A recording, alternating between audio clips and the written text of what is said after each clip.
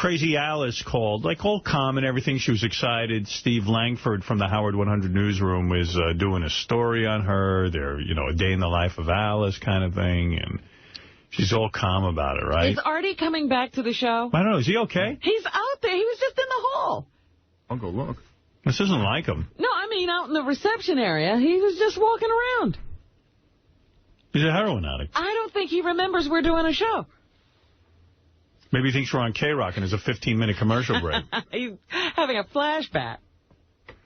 Anyway, this is kind of good. Crazy Alice. So, she calls a voicemail message in. She's all calm and everything, and you can hear her. Like, I hope you had a good weekend, because I did. Start off with Steve from the newsroom. He came and visited me Friday. We had a good time. He met my neighbors across the hall from me. They from New York City, too, from Bronx, New York, in my hometown. I want to know, can you do me a favor? You had a show on Bigfoot.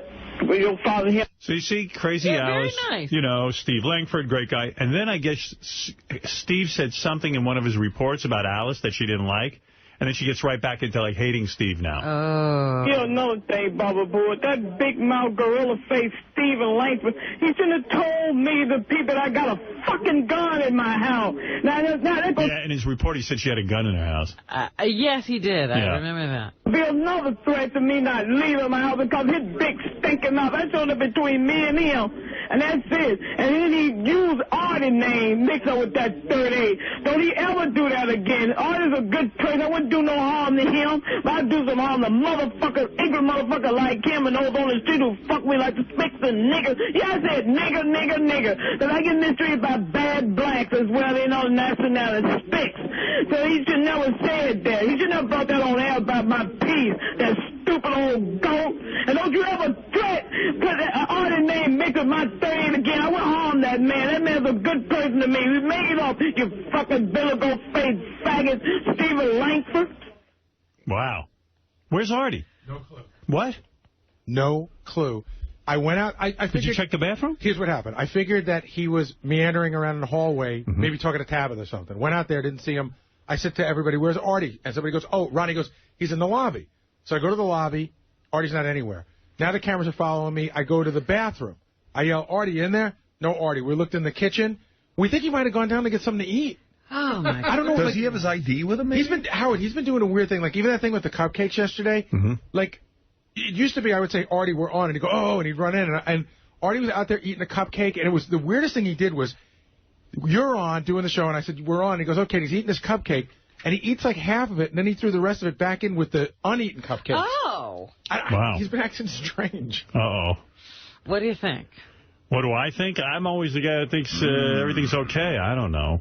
Where's his bag? Is it here? Yeah. Yeah, he didn't leave. I can tell you he didn't leave because I know he's got a business meeting, and the person he's meeting with is here, sitting in the green room waiting for him, so he didn't leave. So he probably went down to get something to eat, and he can't get out of there, or he can't get back up in the building. Maybe it's a long line. But we have all kinds of people up here he could send down. I know.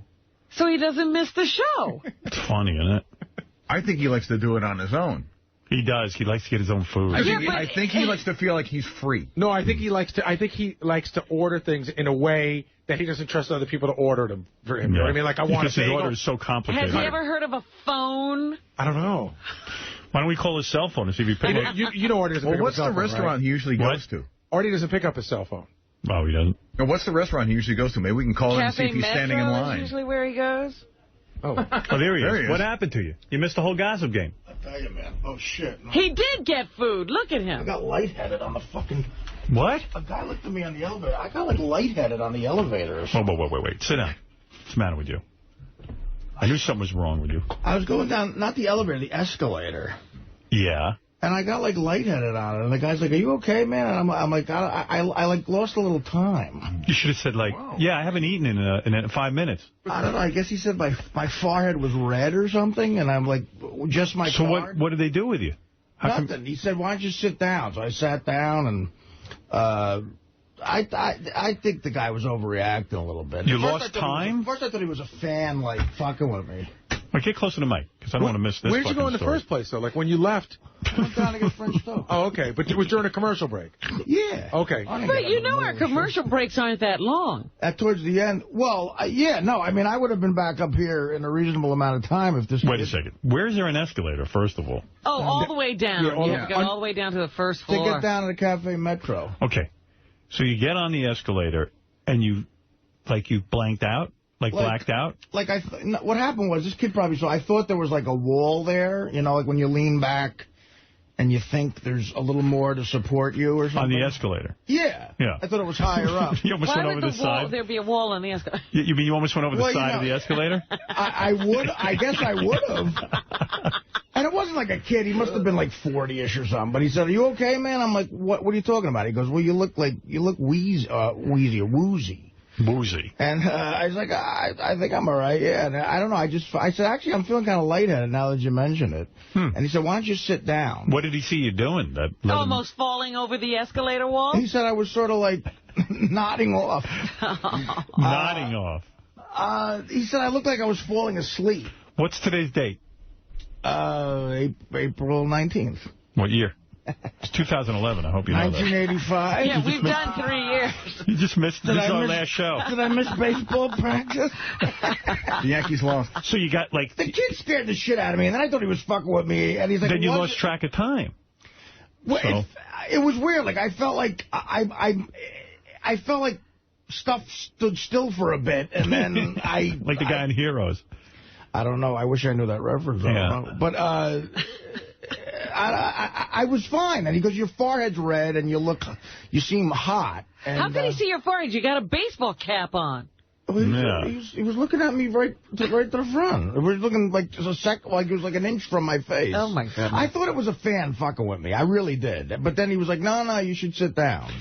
But maybe you're about to break through to 300 pounds, and that's what happens when you get But then there was nowhere to sit.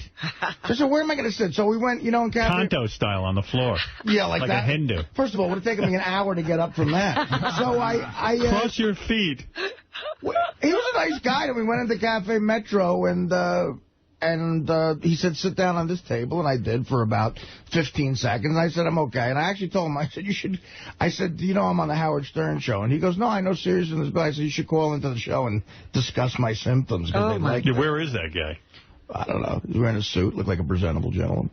Does it bother you at all that you can't make it downstairs to the restaurant to get your French toast? Well, I don't think it was... I wasn't out of breath. Can't you send somebody down for that? I mean, why should you get any exercise at all?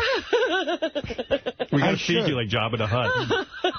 I should send somebody down. Of course. Yeah, they were saying like you had some special order. But French toast is French toast, isn't it? I mean, you can't fuck that up.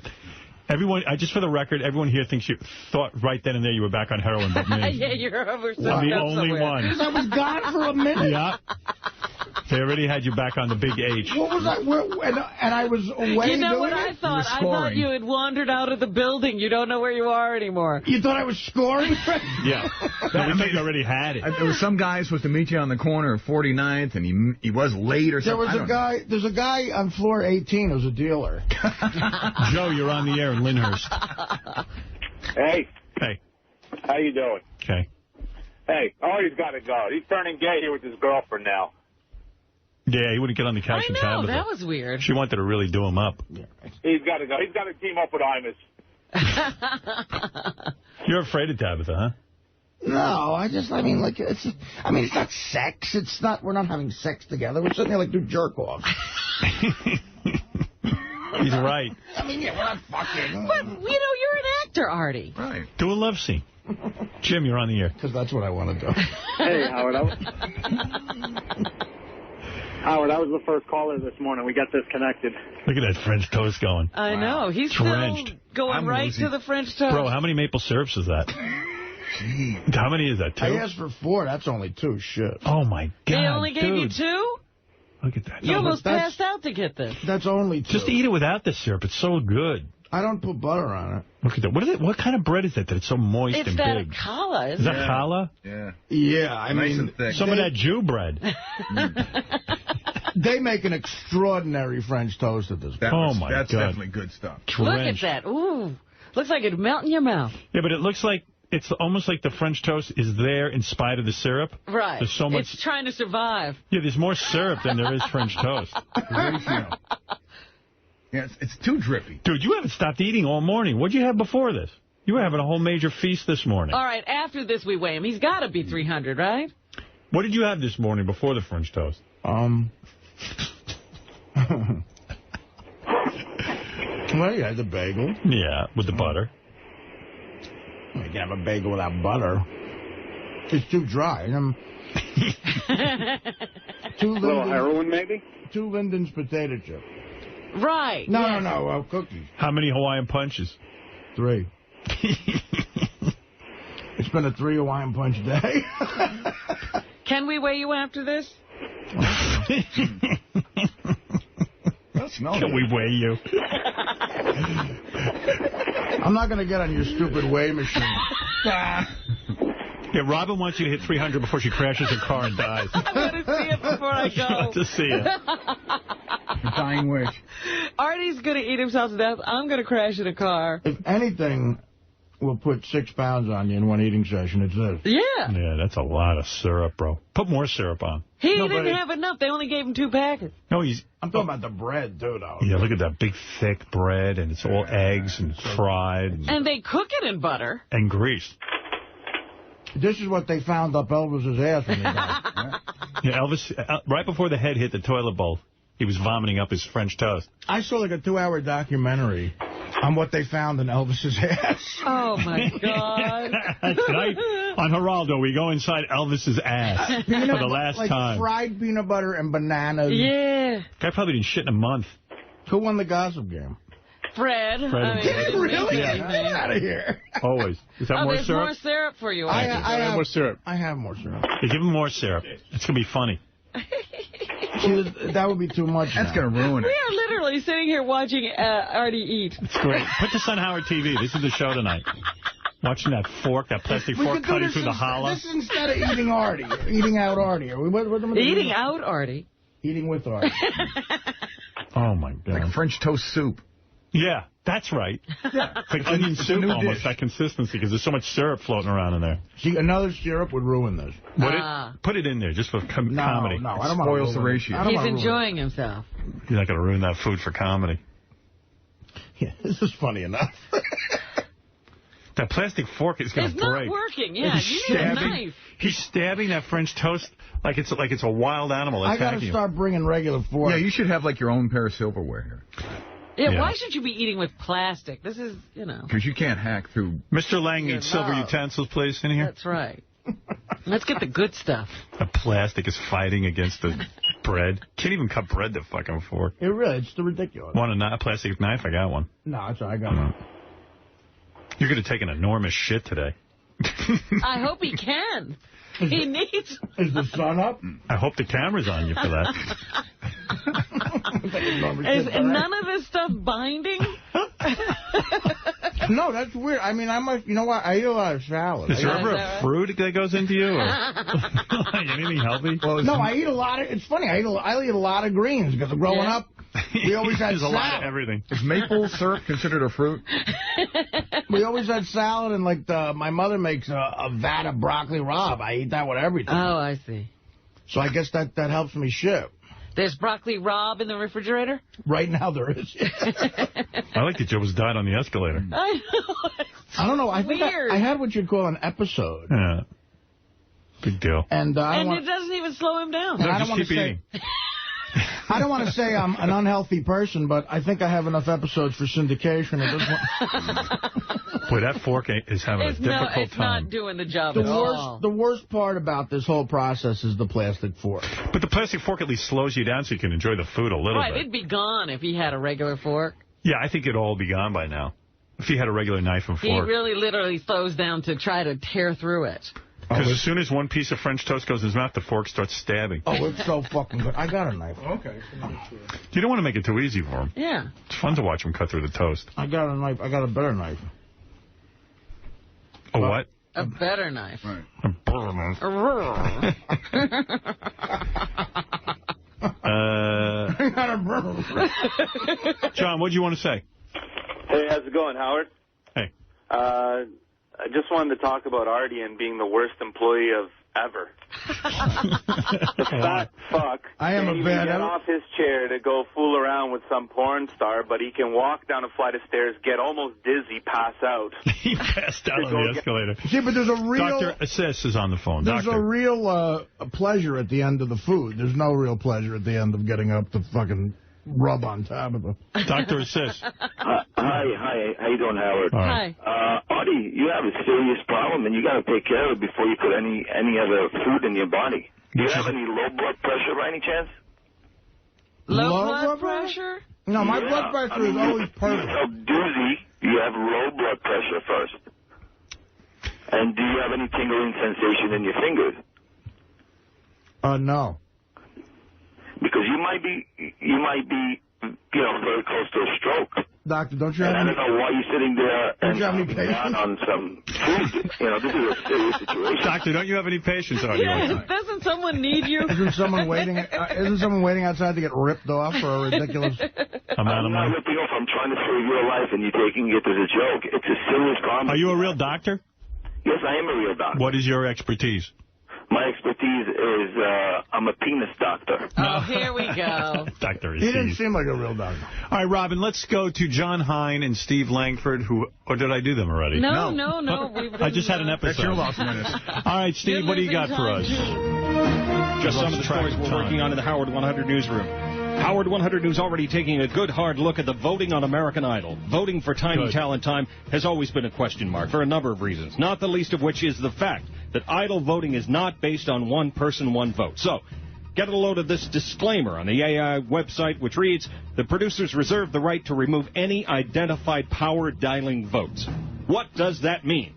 It means rapid dial. They can eliminate all the votes. Yeah, but how do they do it? Then they would have to eliminate everybody's vote. I am telling you, no way Sanjaya lost last night. No fucking way. They absolutely manipulated the figures. I'm telling you. I know it. I would not be surprised. You don't go from being not even in the bottom three because of this massive audience voting to last. No. Who were the bottom three the previous week? I don't remember. If it's consistent or if they change it. It was Sanjaya. No, it wasn't Sanjaya. Faggy McGee and fuck my head. Finish your French toast. There's I don't want you passing out. Yes. I was just going to say the bottom three. I'd never been in the bottom three before. Blake had never been in the bottom three before. Wow, I didn't know you followed the show so closely. You would too if you haven't seen your mom in 8 years. All right, go ahead, Steve. Telescope Inc., based in West L.A., reportedly manages the voting for Idol. Howard 100 News leaving no stone unturned in this investigation into voting on American Idol. Also today, what's up with MySpace pages for Howard, Robin, Beth, Artie, Fred, and Ronnie? Some very well-trafficked MySpace pages appear to be fakes. Beth, I know she has a web page, and it's not her. I mean, she has nothing to do with it. I don't have a MySpace page. I've never been on the site. Me too. These are fakes that mislead tens of thousands of often unsuspecting fans into thinking they're hanging out online with Stern Show stars. How do they get away with this? A Howard 100 News investigation. All right. Yeah, I'd like to know how, because they made a business out of it. Take that down. I don't have a MySpace page. Right. Also today, High Pitch Mike, the human chair, less than a year after offering Siobhan, the transsexual, a place to sit on his face, High Pitch Mike has been invited out by Siobhan on a date to the Metropolitan Museum of Art. Love is a beautiful thing. Is he going? Is he going? We don't have the answer for that yet.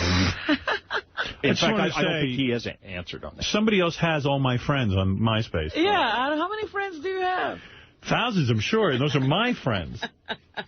Anything else? Stern News, you know, to the Howard 100 newsroom anytime. Call us at 877-33-SIRIUS, choose channel 100, or email us your Stern News tip at Howard100News at Sirius-radio. Do you get a lot of calls on that thing? Oh, it's a gold mine. Wow. Yeah? Absolute.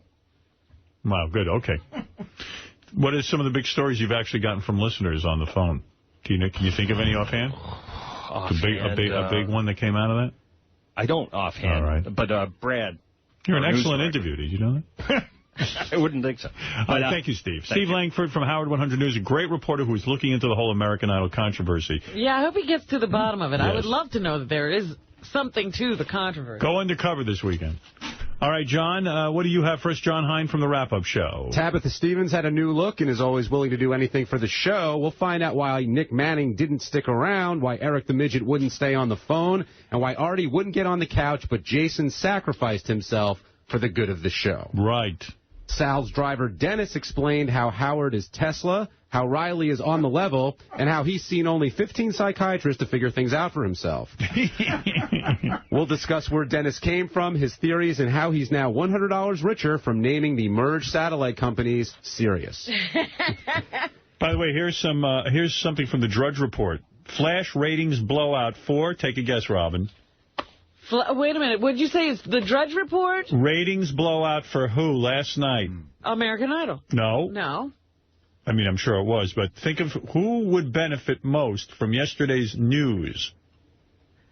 NBC. Exactly right. Ratings blowout for NBC News. 7.4 rating after that maniac mailed his tape to them, which is, by the way, here the guy is going to mail his final tape. You know he got the zip code wrong? He got the address wrong. That's why they didn't get it till yesterday. Yeah. He got the address wrong. Here it is, his big, okay, admittedly, he's a fucking maniac. But he had thought of everything else. Why didn't he think of looking up the address? It's the biggest thing he's ever going to do. He gets the wrong address. Big dope.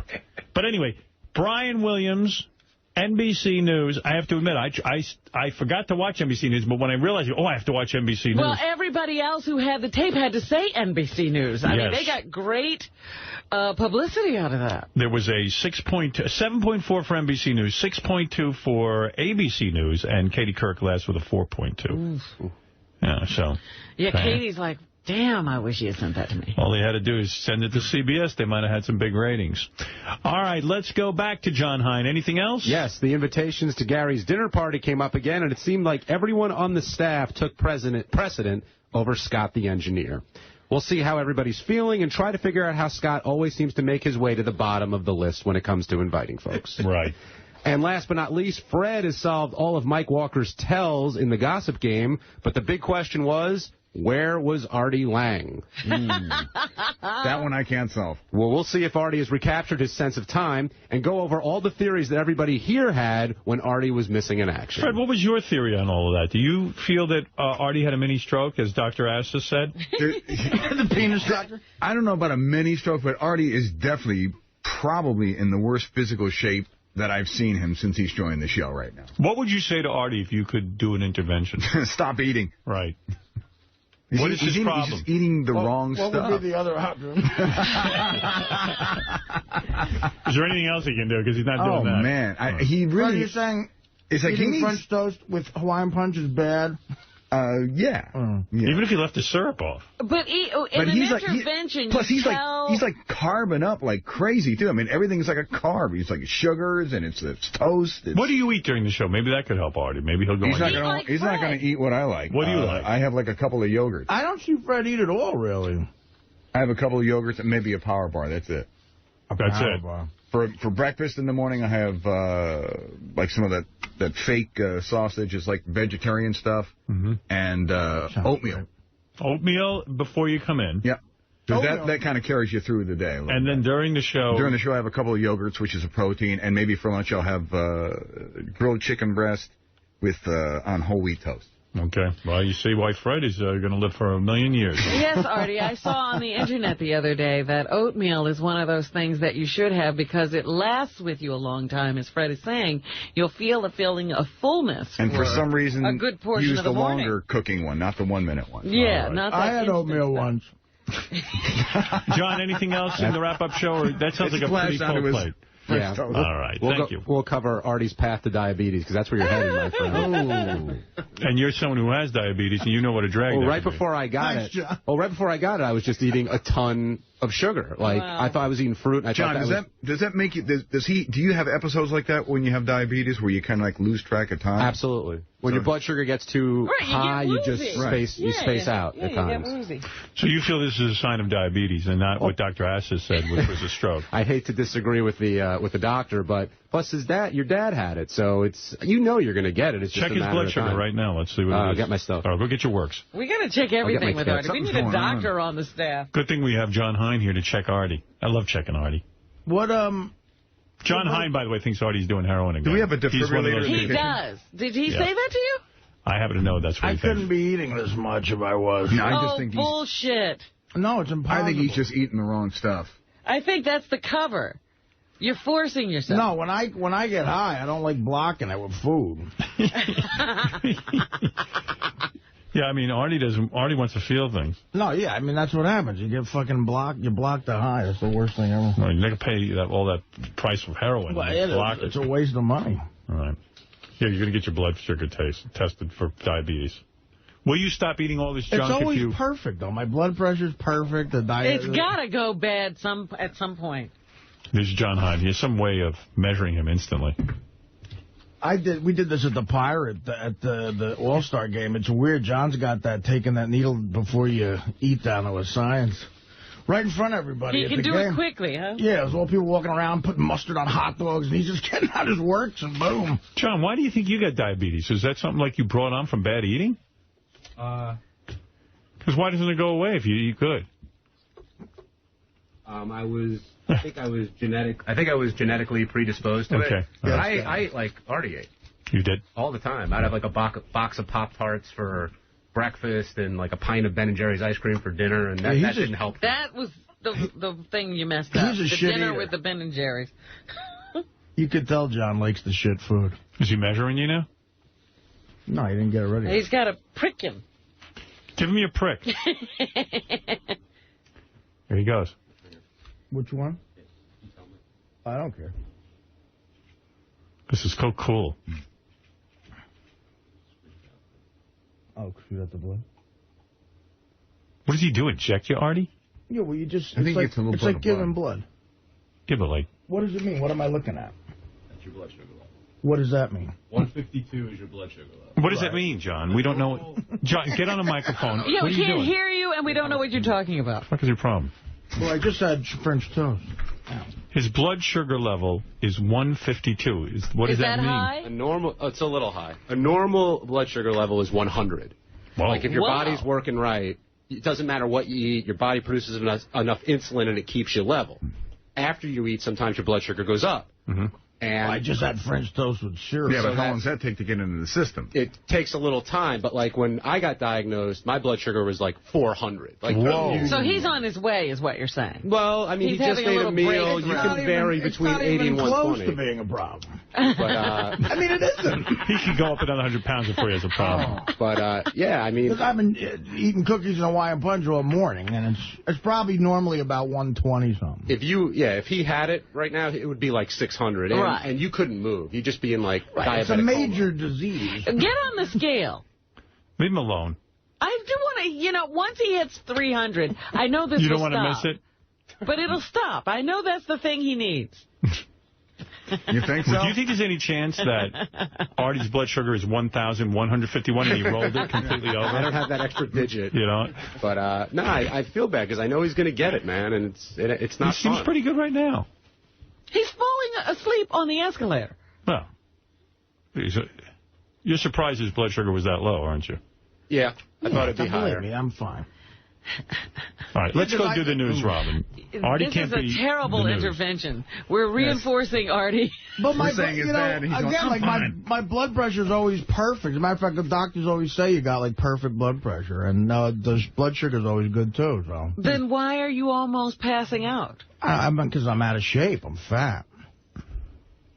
Yeah. Something's got to be causing that, Artie. I'll still take anybody here in basketball. Sure. All right. It's your life. Thank you for giving it back to me. You'll have to walk around with those works. Yeah. I hope he doesn't get confused with his heroin work. Now there's blood all over page 6. Oh. That's so Man, gross. that's bleeding a lot with that shit. Little prick there. All right, Robin, what's in the news? Maybe you have a bleeding disease. You've got something. All right. I love those moves. Yeah, yeah. Zero, where do we begin? The Sanjaya conspiracy. Howard saying he's just depressed and lumping Robin into that mix. Does Artie have diabetes? We'll see. I think he does eventually, but I think it's going to be sooner rather than later. And where was he during the gossip game? Time she comes on the show, she'll talk about all these beefs she has with people, and I get all excited about the segment. And then she comes in, and it's like, no problem, we're fine. It's like, come on, deliver.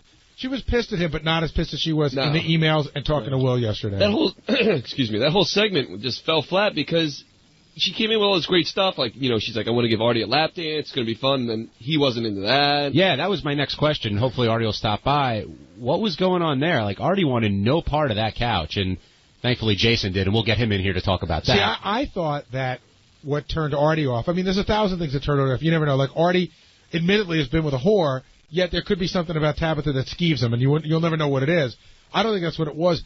Tabitha said, this to me was the bell that went off in my head. Tabitha says, come on, Artie, come on over here, sit on the couch, and take your shirt off. And I don't think he was interested in doing that. Well, he didn't have to get naked. Jason. No, I know, but I think that if he would have gone over there, she would have said, take your shirt off, and Howard would have hassled him to do it, and he didn't want to do it. I think that's part of it. But he's taken his shirt off before. I know, but I don't know. He's got to be in the mood. I don't know what mood he was in by the end of the show. I was thinking it was this girl that he started seeing, and she'd give him a hard time about it, but he went out that was once. ridiculous. He went out with her once. Now, without anyone coming to the couch, the segment was going as it was, but one man braved the couch and took one for the team. Saved the day, and here he is, Jason Kaplan. Yeah, way to save the day. That was awesome. I'll do that anytime. Jason, did you enjoy your experience on the couch? Totally. Now, can you describe what was going on there? You were just taking pictures, and what happened? Sitting there taking pictures of her because, she got naked, and I thought Artie might go over and do that thing. And then she was determined to demonstrate, I guess, her skills. So she said, hey, Jason, why don't you come over here? And, I was just waiting to make sure it was cool with Howard. Once he said it was okay, it was great. It was just like, I didn't do anything wrong. It was just like being in a strip club. She was naked. She got on top of me. She she shoved her tit in your mouth. Yeah, that was an accident. But, those things happen in the line of duty. Jason's so hungry these days, he'll eat anything that comes near his mouth. I think this is the new confident Jason. He's putting me in my place for music yesterday. He's lost a few pounds. He's skinny now. Is that true? Are you a new man? Are you feeling like totally. I'm definitely feeling better than the last time I talked on the air about depression in February. Well, before the diet, if this situation occurred, would you have done the same thing? Yeah, but I would have been way more embarrassed and shy about it. Dude, trust me. Not that I have a physique that's dying to be shown off anywhere, but take that, bitch. Right, Jason's like one of those fat chicks that loses 10 pounds and she thinks she could wear like a little belly shirt now. 35 pounds, asshole. Hurts, I'm not wearing a belly shirt. Hey, I've seen Jason in shorts in the office lately, and I'm going to the gym. That's right. Losing more weight. You and Scott in the shorts working out. Listen, I'm still very fat, but before I was obese. I wasn't that far behind Artie. Now, when Tabitha noticed your condition at the end of the segment there, were you embarrassed or proud of being erect? Yeah, what's your problem getting a hard on the air? What's your gross? Well, that's a joke for those of you listening. I was chugged up, and, I think that's a sign of health, not a... Yeah, I don't think there's anything wrong with that. Do you think it's wrong if a porn star lays all over you and you're attracted to her, you think it's wrong to be chubbed up? No, I guess not. It happens. She was sitting on my crotch. I had my shirt up. She's rubbing her fingers up and down. She's playing with my nipples. She's sticking her boob in my face. What? I thought you said you were chubbed up. Something's got to stir. You were? Chub, not boner. She said I had a full boner. We did a contest on the air once. I just got to remind you guys of this. We had this machine. It's called, I wish I could remember what the hell it's called. It had some scientific name, but basically we called it a pecker checker. You put this rubber band that's attached to a wire, you put it around your penis. This is the thing that they use for pedophiles to see if they're cured. They show them, child pornography and see if they get aroused. It measures an arousal. So we got this machine, and we decided to bring in, a chick that we were all attracted to, and just have her, rub our back and see how long it took us to get erect. And I've always had a big crush on Janine Lindenmuller, Janine the porn star. And this is back in her day when Janine was, smoking hot. I think she started to rub my back, the way a massage. I think it took me about 11 seconds.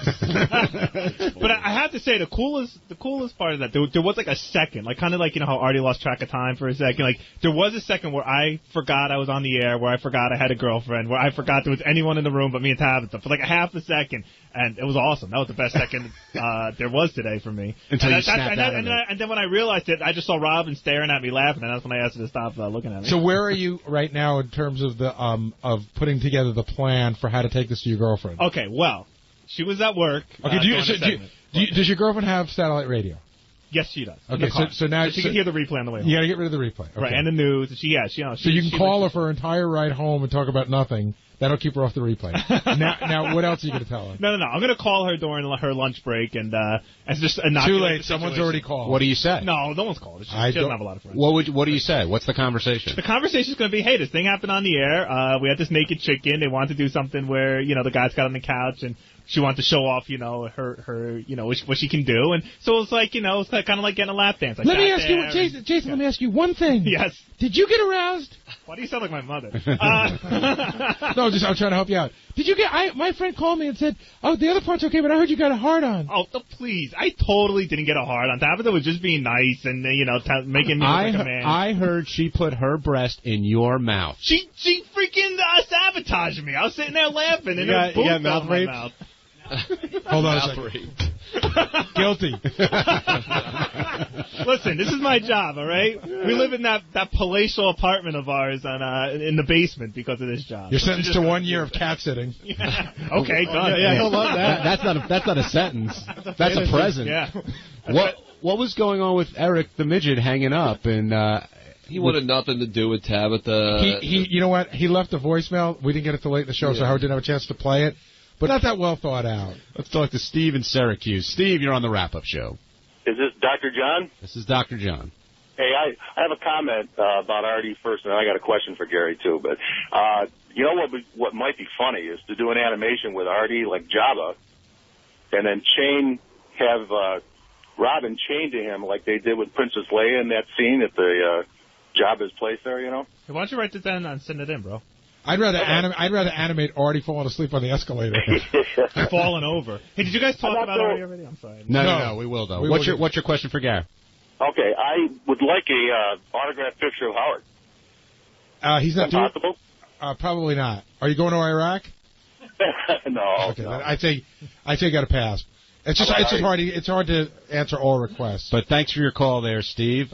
Let's jump to Joe in Westchester. Joe, you're on the wrap-up show. Hey, man, how you doing? Good, Joe. Okay, is this John? This is me. Okay, John, you're absolutely dead wrong about the thing with the diabetes.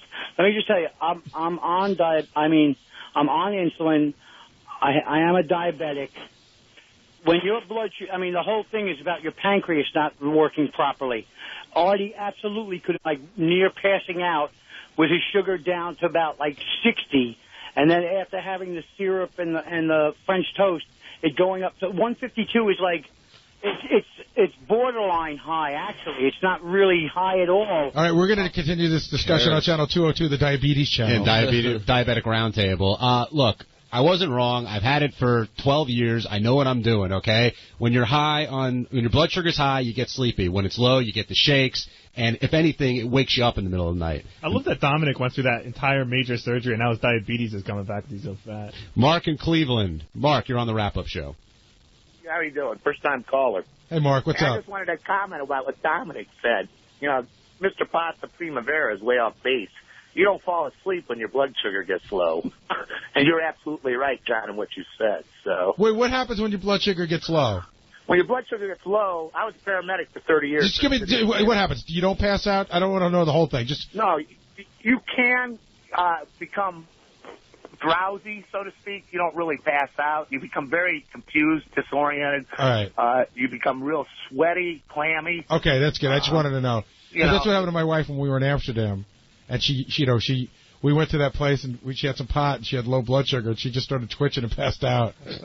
That could have been the pot. But that was Diabetic Roundtable, everyone. Now we're going to move on. Pop brownie next time. Let's go to Fred in. Will, how would you describe the way Jason looked on the couch during that erotic scene? He looked scared for one, but then I think he started to get into it at the end. Once, at first he was like, "Oh my God, I can't believe I'm doing this." But then once he was there, he kind of fell into it. Tabitha had her boob in his mouth. Did you touch her ass? You grab her ass and stuff? No, I wanted to, but I remember the cameras were on me. Look, she has a great body, and she has smelled good, too. Well, let's hear how Jason reacted. There we go. I would have gone down, and I would have simulated oral pleasure. Okay. How would you have done that? I would have just kind of gone like this. Whoa! Up and down, up and down, up and down, up and down. And then I would have came back up. and then I would have grabbed him like this. Yeah. But then I don't have the devil dogs. I would have stuck my hand and stuck it in his mouth and just kind of like rode him and been like, that's it, come on. Yeah. Stuck my finger like I sucked your cock, you motherfucker. Wow. Nice. That looks good to me. I'm enjoying it. She loves men.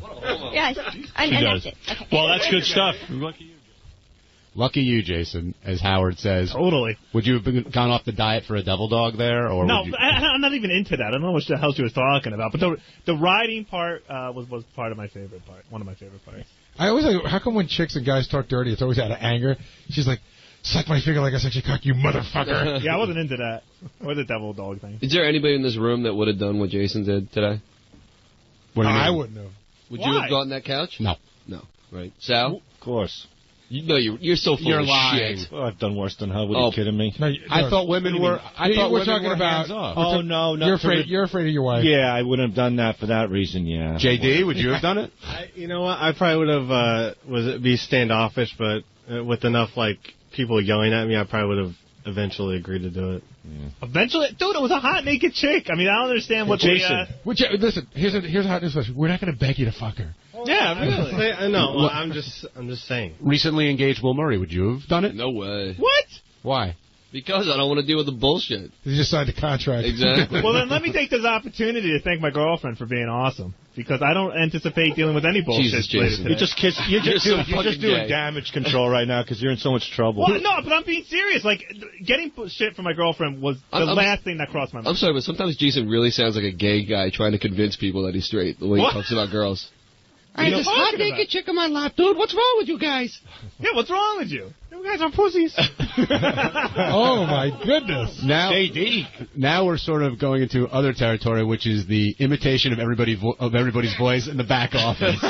Will does impressions of everybody back there, but when he does Jason, everybody chimes in. JD, Steve the intern. Who else do you do, Will? DePace. I could meet Stevie B, but nobody knows him. No, but what's my impression? That's it. You heard it. It's a dude. The high-pitched tone. Everyone does that, though. He has about 15 different impressions of me. Yeah. First of all, I don't want to be called gay by JD. He wouldn't even get a hand job from Nicole Sheridan when it was like handed to him in his lap. Okay. He's the only person here without a girlfriend. Okay. A hand job is different than just laying down on the couch. You would have gotten a hand job actually gets you something. Yeah. Okay. Hardy fucking har. A hand job. You would have gotten a hand job on camera. No, it was off camera they offered it. Yeah, me too. I would have taken it off camera, but no. No, you turned it down. No. It wasn't. Will, did he turn it down or what? I turned it down because I knew it would have been on camera. Will? He turned it down. Would it have been on camera? I thought we offered him audio. No, we said we just needed the audio. We didn't need I don't want audio either. I did that once already. So don't call me gay. I don't understand why Will or JD or anyone else with just a girlfriend wouldn't have let a naked chick sit on their lap in the studio. Well, Will's engaged, so he's on the other side. So why should I do it? I'm married. Yeah, why? I don't understand. You're on probation, you said. I mean, you've been literally told not to do it, right? I've been told not to touch other women. And you know what? I shouldn't even have to be told. I should just know that. Let's talk to Sean in Pittsburgh. Sean, you're on the Wrap-Up Show. Yes, Baba Booey to you all. Thank you. Yes, Gary, you've always been my favorite. I really love you, man. You're the best. Thank you very much. Hey, what's wrong with the guys on there telling their prospective girlfriends that, hey, I work for the Stern Show. I'm expected to do these kinds of things. I am so glad that freak is gone. Now all we got to do is listen to Howard carry on about the dancers for another month, and we'll be good.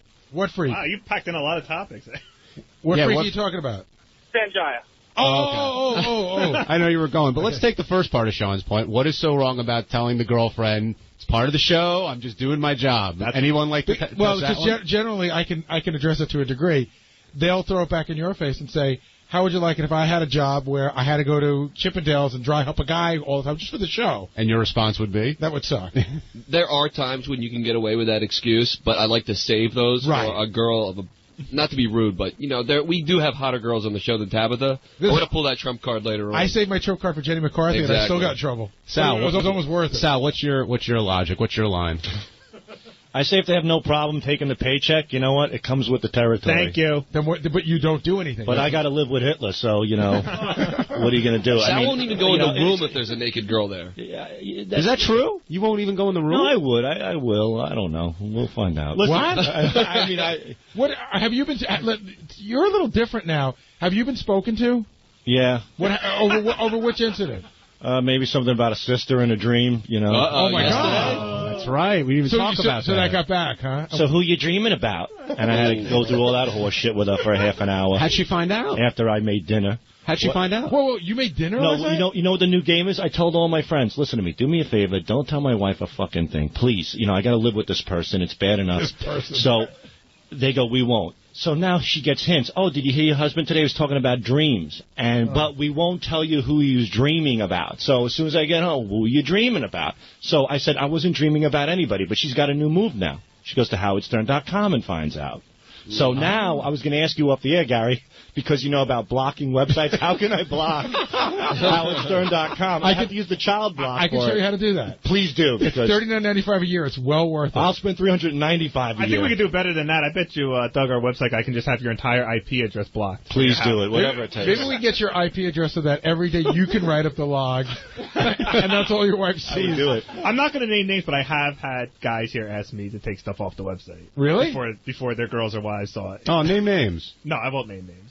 Does it happen a lot? No, but it's happened a couple times from a couple different people. You can do. I don't care, Jason. I was one of them. One of them was Will.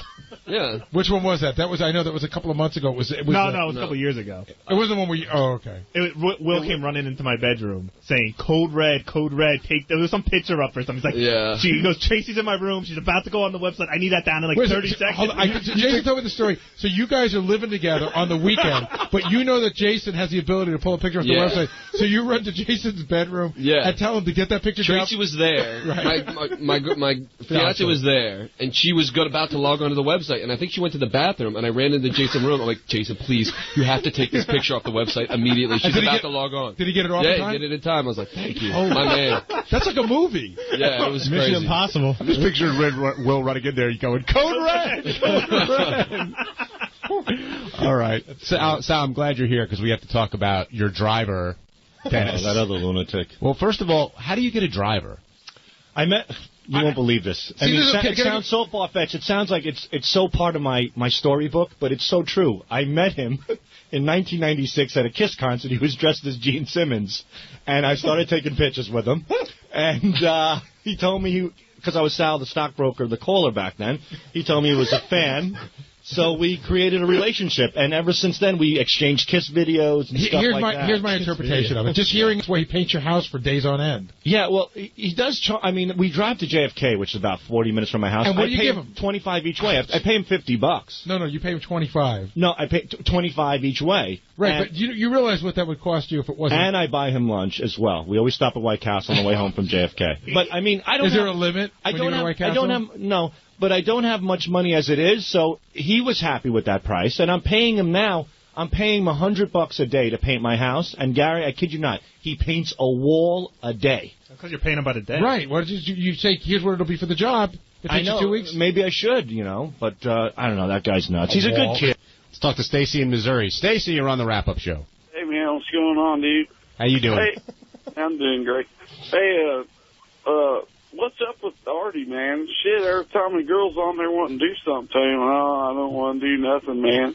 It's like he's gay or just too embarrassed of being fat or something. He don't want to show everybody his fat ass. Well, he's definitely not gay. And that's not true because he was messing around with those penthouse pets that came in last week. And you know what's funny? You know what we have hanging up in the bathroom here that every time I look at it makes me laugh and it's creepy? That girl that he was like eating like a cupcake, remember? Oh yeah, the one with the fake boobs. Everyone came in. He grabbed both her boobs and he like bit her like she was a cupcake. I think he's up for doing stuff. I think Artie's last couch scenario with the girls affected this one because Artie literally couldn't get up from the couch last time, and I'm wondering if the memory of that is just keeping him from going over there. Now, did we find out what was the deal during the gossip game? Like where he went down to Metro, or what's the story?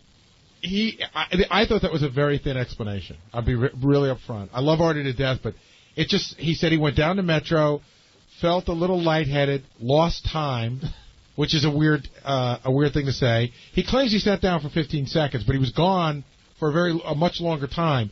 So if all he did was sit down for 15 seconds and get back up, it doesn't make sense why he missed the gossip game. But even yesterday, when he was out, grazing the cupcakes, he knew we were on the air, but he seemed in no rush to get back. You know what, Gary? In Artie's defense, it was the gossip game. Who wouldn't want to get the fuck out of that studio? No, but I get it. But even after the gossip game was over... Listen, I'm going to come right out and say it. I really think Artie might be back on something. I mean, Artie came back a different person than when he left. I mean, when he came back on the air, that wasn't the Artie that was on the air at 7 o'clock in the morning. This was some new, low-key, low-talking, kind of spacey Artie. Hat over the eyes. Yeah, even after the show, I was talking to him, and he was the same as he was on the air, which was kind of not there.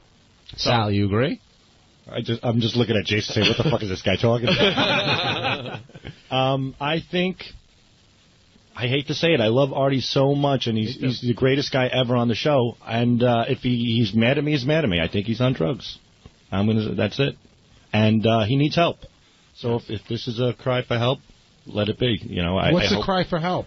I mean, all these He went downstairs. Sleeping, depression. But he went downstairs, he came back, we goofed on him, and it's done. There's no cry for help. I don't know. That's what freaks me out. No, he can't walk through the building without one of the Merrill Lynch bankers stopping to comfort him and sit him down and make sure he's okay. I mean, that's a problem. Teddy. I just hope he gets help. Stop selling him drugs, Teddy. Teddy, no, seriously, and I'm not breaking your balls here, but where were you during all this? Like, when Artie was missing...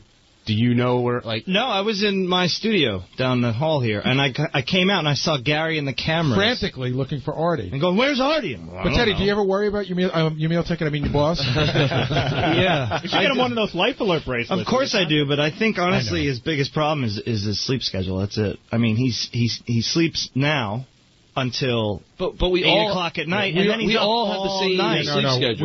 We all you sleep immediately when you go back from... Doesn't matter. That's his choice. He's getting... I know, but if he's sleeping all day, he's getting sleep. If he's getting his 8 hours, it doesn't matter where the hell he gets. Well, that's right, but then he gets up at 9 for the day. Like, he gets up at 9, 10 o'clock at night, and he stays up until he comes to work. Well, okay, that explains last week. That's the last 6 years. That's actually similar to JD's schedule, right, JD? Well, I mean, kind of, sort of, but, I'm here. Like, I go to work, I try and go to bed at 3. The hell's so fucking funny, dude? Party hard. I go to bed around, 3, and I wake up, maybe, 10 o'clock, and... I'm, here at, 11, so, or, 12, 1 o'clock. What? And Artie's not. What the hell?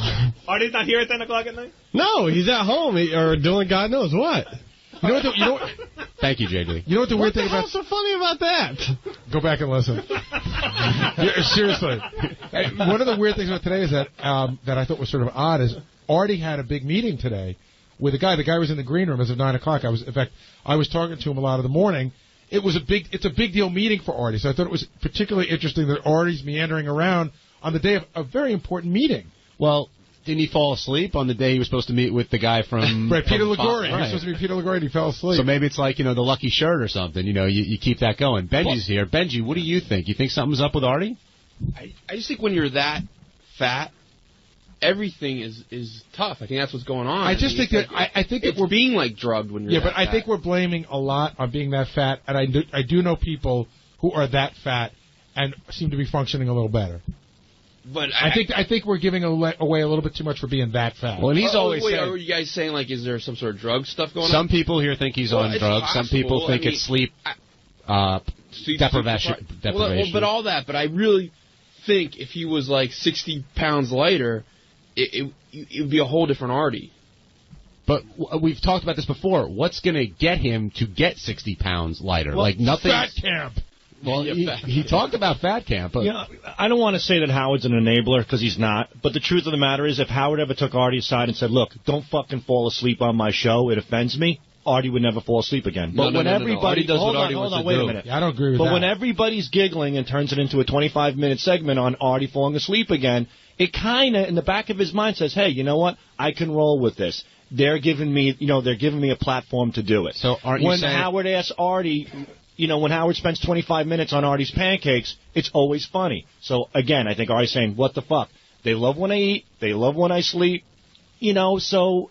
I mean, how you're asking this guy to change, yet he makes up 60% of the show by being funny because he's sleeping and eating. Sal, you're saying then that Howard is an enabler. That's right. That's exactly what you're saying. I'm not saying that Howard is an enabler, but then what is he? What I'm saying is that Howard, as well as us and the audience, find it to be so funny that it's tough to tell him to stop. Dude, that's bullshit. Okay, Artie might use that as a rationale to not, fix his life or get better, but that doesn't make Howard or anyone else That's bullshit. an enabler. What happens when Artie stops falling asleep and stops eating and actually gets in shape? I mean, you're losing a lot of content. Artie, we had That's not true. We had an in shape, not falling asleep Artie on the show, and he was a fucking riot. So what we should do is make a big deal every time he's awake. Woo! I'm not saying that, but the old school Howard Stern, if you fell asleep on his show, believe me, he would have cracked the whip. And it happened to Craig Gass. He fell asleep one time, and fucking Howard was livid. And I don't blame him, but with Artie, for some reason, he's so lovable and so funny, it actually adds to it. The difference is Artie's so it's tough. Does anybody remember Craig Gass falling asleep on the show? Yeah. Yeah. And did Howard get Howard is pissed. Yeah, He was. Off the air pissed, I think. Oh, really? I don't even remember that. Yeah. That's because you're the producer. Yeah. I'll remember to fire you, I asshole. can't remember that one, Bob. That I can remember. Ian in Florida, you're on the wrap-up show. Hi, how you doing? Good, Ian. How are you? Not too bad. I was diagnosed last year with sleep apnea. I would fall asleep talking to people right in the middle of a conversation. See, I'm going to just jump in for a second. That's another one of these illnesses that's being floated out there. And I know a guy with sleep apnea, and that's not the way Artie's falling asleep. Usually, when you have sleep apnea, you fall asleep and then you gasp for air to wake up because your air's shut off. That's not what's happening with Artie. Artie also said, I think he claims, he said he was tested for it. So. But weight is a huge factor in, like, when you sleep, you snore, and sleep. But Artie's not apnea. snoring. Do you and fall Artie's asleep during the show? Overnight. No, I'm talking about overnight. But, Benji, what'd you start the contest at? What weight? 267. 267. How tall are you? Oh, I say 5'9", 5'8". Right, so Artie's probably a little bit taller than you. So Artie at 290 and you at 270 is not that far off. How come you're not falling asleep? No, but I'm saying when I was up at that max weight, when I was at that max weight, everything is tough. Everything is just like a drag. Like just walking to the bathroom is like, oh God, I don't feel like doing that. But did you fall asleep on the show? No. Were you close to falling asleep on the show? If I get good sleep, I'm not. But I'm just saying, like, Artie, I've been super fat for much longer than Artie has, so I've adjusted to it more. Artie definitely has a waddle now, too. Like, he doesn't walk normally. It's like... But he's up late is what I'm saying, because, like, I spoke to him at 11:30 p.m. last night, and I had to be up when you guys were up. I wouldn't be up at 11:30. I'd be well asleep. Like, what time's Howard go to bed? He says 9 o'clock. Well, that's another question. Why is Artie up at 11:30? Because I think he slept all afternoon, and then you get up, and then you're screwed. Why would you call a guy who has to get up at 4 in the morning at 11:30 at night? He called me. I never call him that late. What do he call you for? Work stuff. Like saying yes to this, yes to this. He's, rescue me stuff next week. More syrup. Something smells fishy to me. Oh, I swear to God, Sal, it was nothing shady. Let's talk to John in Miami. John, you're on the wrap-up show. Yeah, what I wanted to ask is, you guys don't feel like you're enabling Artie?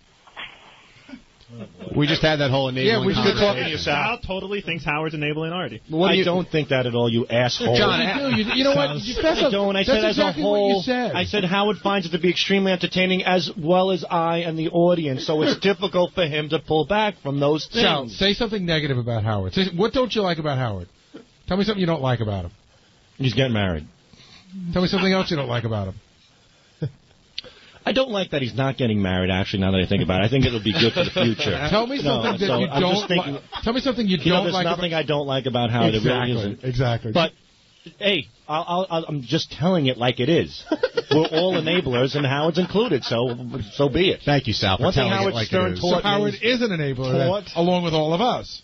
Yes, and is that a bad thing, Gary? I don't know what type of spin you're trying to put on this. Sal, simple question. Is Howard an enabler with Artie, or is he not an enabler with Artie? I have a question. Can you name something you like about your wife? Yeah, she's not here right now. Actually, he hung up, but he had a good question. If something tragic happens to Artie, would anybody here feel a sense of responsibility for that? I would. You would? Absolutely. Why? Because I think about it all the time. I really do. I think about it all the time. But what are you supposed to do? I don't know, and that haunts me. I got to tell you, I think about it all the time. What can I do? Should I be doing something? And I think about it all the time. You do too, Jason? I mean, I don't think I feel as strongly as Gary does because he's closer to Artie than I am. But, I mean, listen, I came on the air here and said what I think, but I don't have the guts to say it to Artie's face. And if anything ever did happen to him, I'd be like, not that it would do anything. Like, I don't think Artie would listen to me if I pulled him aside and said, hey, dude, if anything's wrong with you, I think you should really get some help. But I'd feel guilty if I didn't say anything, and so far I haven't said anything, so. Benj, how about you? I worry more about someone like Eric the Midget, than Artie. Why? Because, maybe I think Artie can handle it more, what's going on.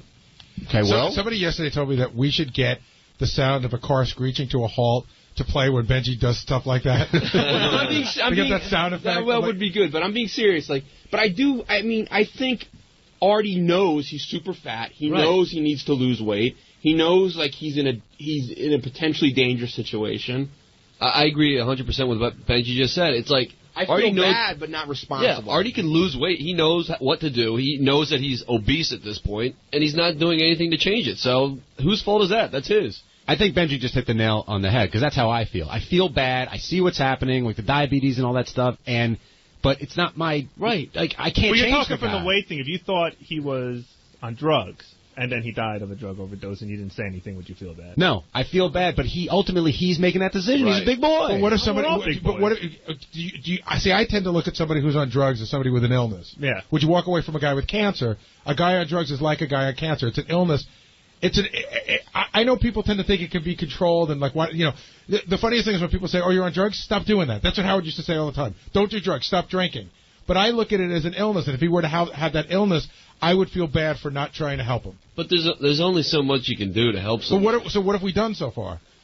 What do you mean? You said, Artie, you got to lose weight. You're obese at this point. But we're not talking about that. We're saying what if you found out that he's not admitting he has a drug problem? That's the first step right there. I mean, when he came out, babysit him all day? When he came out and talked about being on heroin back in the terrestrial radio days, everybody, comforted him and tried to help him and was there for him. You know what I mean? You can't force the guy to do it. He's got to do it. JD, what would you do? Would you feel a sense of responsibility? No.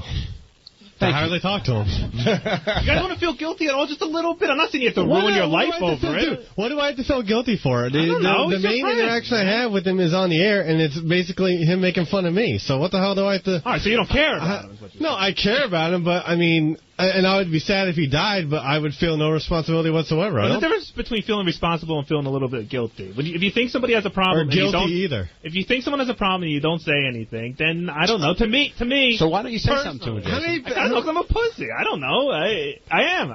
Listen. I came on here and said exactly what I wanted to say to his face about 20 minutes ago, that I didn't. Okay. So. I really don't think you give a shit if Jason said that. Of course not. That's the other thing. I don't think you give a shit either. What I had to say. I don't give a shit what Jason's saying right now. Exactly. Go ahead, Ben. I really do think. I know you guys said a joke about fat. You said a joke about fat camp, but that's the thing I think could make a huge difference. If Gary Howard said to Artie, "Listen, we want you to go to a month to some fat rehab place and really try to lose weight," I think that could really help.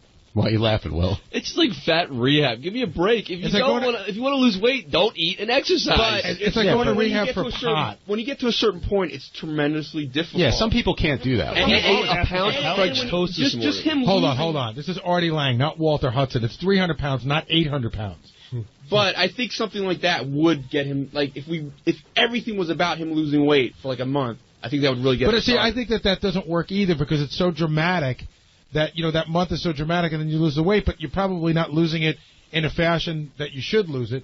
It's it should be a slow weight loss, not this dramatic 30-day thing. I think dramatic helps a lot for some people because then it inspires you to change your lifestyle for a longer time. All right, we got to take a break, guys. When we come back, we haven't talked about Scott the engineer being at the bottom of the invitation list. Hopefully, he'll stop by and chime in.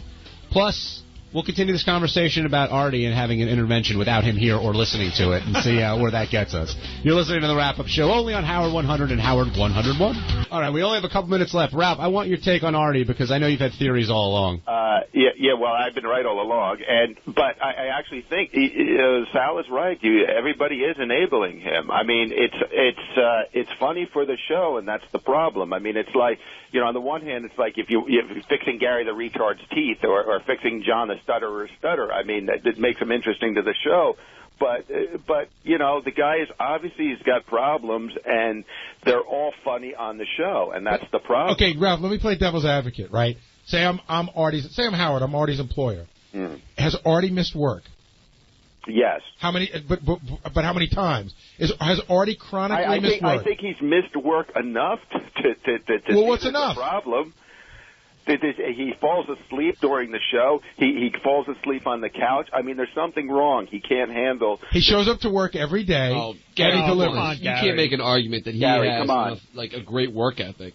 Gary, what's a work ethic? Dude, if he worked on a construction site and wandered off for 30 minutes in the middle of work, he probably would have been fired. But this isn't a construction site. Let's be honest. Okay, but nobody puts their foot down and says this is unacceptable. And also the weight, he is killing himself. No, you can't sit down and tell a guy his weight is unacceptable. So wait, Ralph. So you think Howard should say, Artie, enough, and lay down the law, like Sal was saying before? No, I didn't say that. No, I'm asking Ralph, not you. I know, but Howard shouldn't say it. Artie knows. I mean, that's basic. I mean, listen, that's not what you can't help somebody who won't help themselves. Right. What I'm saying is, when you get a pass on all these things, why would he change his behavior? There's no consequence to his behavior, no negative consequence except feeding into killing himself, which clearly he wants to do.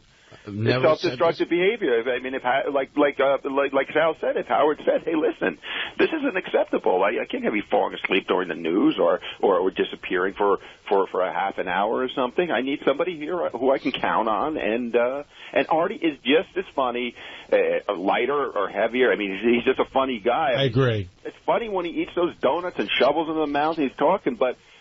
Is it funny for him to die? No, that's not funny. Look, the laughter is going to come to an end real soon. I think everybody agrees with what Ralph is saying here, but my question is still, so what do you do? Like, you know what I mean? Like, what is to be done? I think, like, that movie studio head with... He respects Howard, and I think Howard should pull him aside and have a talk with him. Real quick, Jason. I think, like that movie studio head did with Lindsay Lohan, Howard should take out an open letter in the New York Times explaining to Artie what his problems are. I think the bigger problem is Gary has a bigger problem. That's the newsroom's now waiting to see who's invited to cover this party. Oh, God. Yeah, there's a bastion of exciting people. John, I think the only way Artie Lange is going to clean up is when he leaves the show, because he'll be in an acting position where he won't be obligated to be the fat, funny, sleepy sap. Gary, 5 seconds. What do you do? I don't know what to do, but I've been thinking about it for a while, and something's going to happen soon. All right, thanks for listening to the wrap-up show, which you hear only on Howard 100. And Howard... Morning. Say good night. All right. Let me just say one last point. If you wanted to make a party, make a party. Give her cash. If I invited a party, nobody would come. Hey, by the way, the guys were telling me that when Artie had the original risotto dish, which was wonderful, but a little on the small side, he ordered more. No. And I don't know what he told them to bring out. I didn't order more. No, here's what they happened. said. They brought Dominic goes, I'll pay $100 if you bring him a double order of risotto. I didn't order anymore. And he always does it. I see. He had to embarrass Artie. Because the guy said they brought out the biggest bowl they'd ever seen. Before you and all the little bitches back there yell at me for eating, Dominic brought it. I wish. Bitches. What are you doing? Why are you calling us bitches? No, he meant me and Will and Jason. Believe me, I wish Dominic would have ordered me a double portion of I know, that was risotto. Jason's on the wrap-up show saying he thought I was on drugs because I fell asleep after the show while talking to him. Let me tell Jason, you're not exactly like talking to a young Tony Robbins. All right? I don't know. Everybody else in your life, Jason, does cartwheels after a 5-hour radio show while talking to your exciting fat ass. How do they keep their eyes open? I'm not one of them. All of a sudden, Jason's Mr. Cool. This nerdy virgin, this nerdy, hairy virgin that we hired is Fonzie on the wrap-up show, thinking I'm on drugs. All your drug-related past faggot friends from wherever you grew up in Southern California, you hairy faggot. Are you mad at that wrap-up show stuff? Yeah, I'm mad at what Jason said. I think Artie's on drugs. He was falling asleep while he was talking to me. No one falls asleep when I'm talking. You nerdy virgin hairy fag. Call him a rude little pig. I hate him. I know my jokes were terrible, but when Artie's, when that lady said about the two fat guys not married yet, Sheila, yes, engaged, yeah, she was funny. She was hysterical. Leslie had the best line of all. She said, "And I'm marrying the fat sweaty guy." Well, I don't know if that was the best line of all. What is it, Jason? Listen, first of all, I didn't say you're falling asleep. I said that you looked out of it, and you did, and I'm not the only one who said it. Gary said it, and a bunch of other people said it. So if you want to come down on me, I wasn't... I'm coming down on you. Go ahead. Because you said, well, I think I just did. Yeah, I mean, all I said was, dude, you looked out of it. You didn't look the same as before when you left the studio mysteriously for a half hour, and I was worried about you. And you weren't worried about me. You want to be really? You want to be interesting on the wrap-up show. Yes, I'm always running down to the wrap-up show to be interesting. That's all I hear is every one of you motherfuckers around like little wolves over there. All right, so you know what? Fuck it, then. I don't care. Come on any state you want. I don't give a shit. I saw you look... I mean, I saw you. I was worried. Sorry, dude. You know, whatever. So, fuck it. Do whatever you want. I don't give a shit. Take your nerdy virgin ass back to the computer and type like a broad. Okay. Shove another fucking cupcake down your mouth, you fat fuck. Whoa! All right. And why don't you come down on Gary said the same freaking thing. What? It's not him? I didn't hear that part, but I didn't hear the whole thing. Okay. All right, call him a rude little pig again. That's the Alec Baldwin line. You're a rude little pig. And he's coming to straighten your asses out. Listen, I'm going to defend Artie for one thing here. You know, I walk out of here after a 5-hour show. I'm unconscious. You would think I was on heroin when I leave here. I'm out of it. When Jason talks to you, you perk right up, though, right? No, as a matter of fact, I've made a rule. Have you ever fallen asleep on Jason? Absolutely. I've made a rule.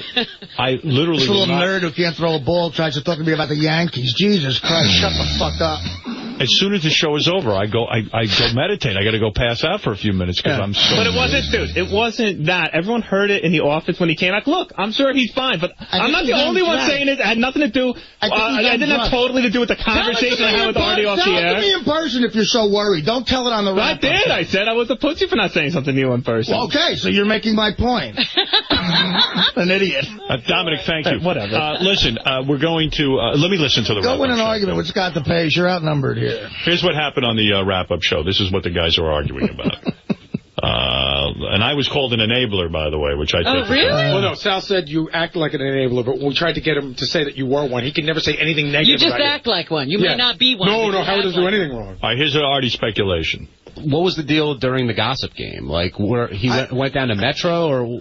These are all the people that care about I thought that was a very thin explanation. I'll be really up front. I love Artie to death, but he claims he sat down for 15 seconds, but he was gone for a much longer time. So if all he did was sit down for 15 seconds and get back up, it doesn't make sense why he missed the gossip game. But even yesterday, when he was out, grazing the cupcakes, he knew we were on the air, but he seemed in no rush to get back. Listen, I'm going to come right out and say it. I really think Artie might be back on something. I mean, Artie came back a different person than when he left. I mean, when he came back on the air, that wasn't the Artie that was on the air at 7 o'clock in the morning. This was some new, low-key, low-talking, kind of spacey Artie. Hat over the eyes. Yeah, even after the show I was talking to him, and he was the same as he was on the air, which was kind of not there.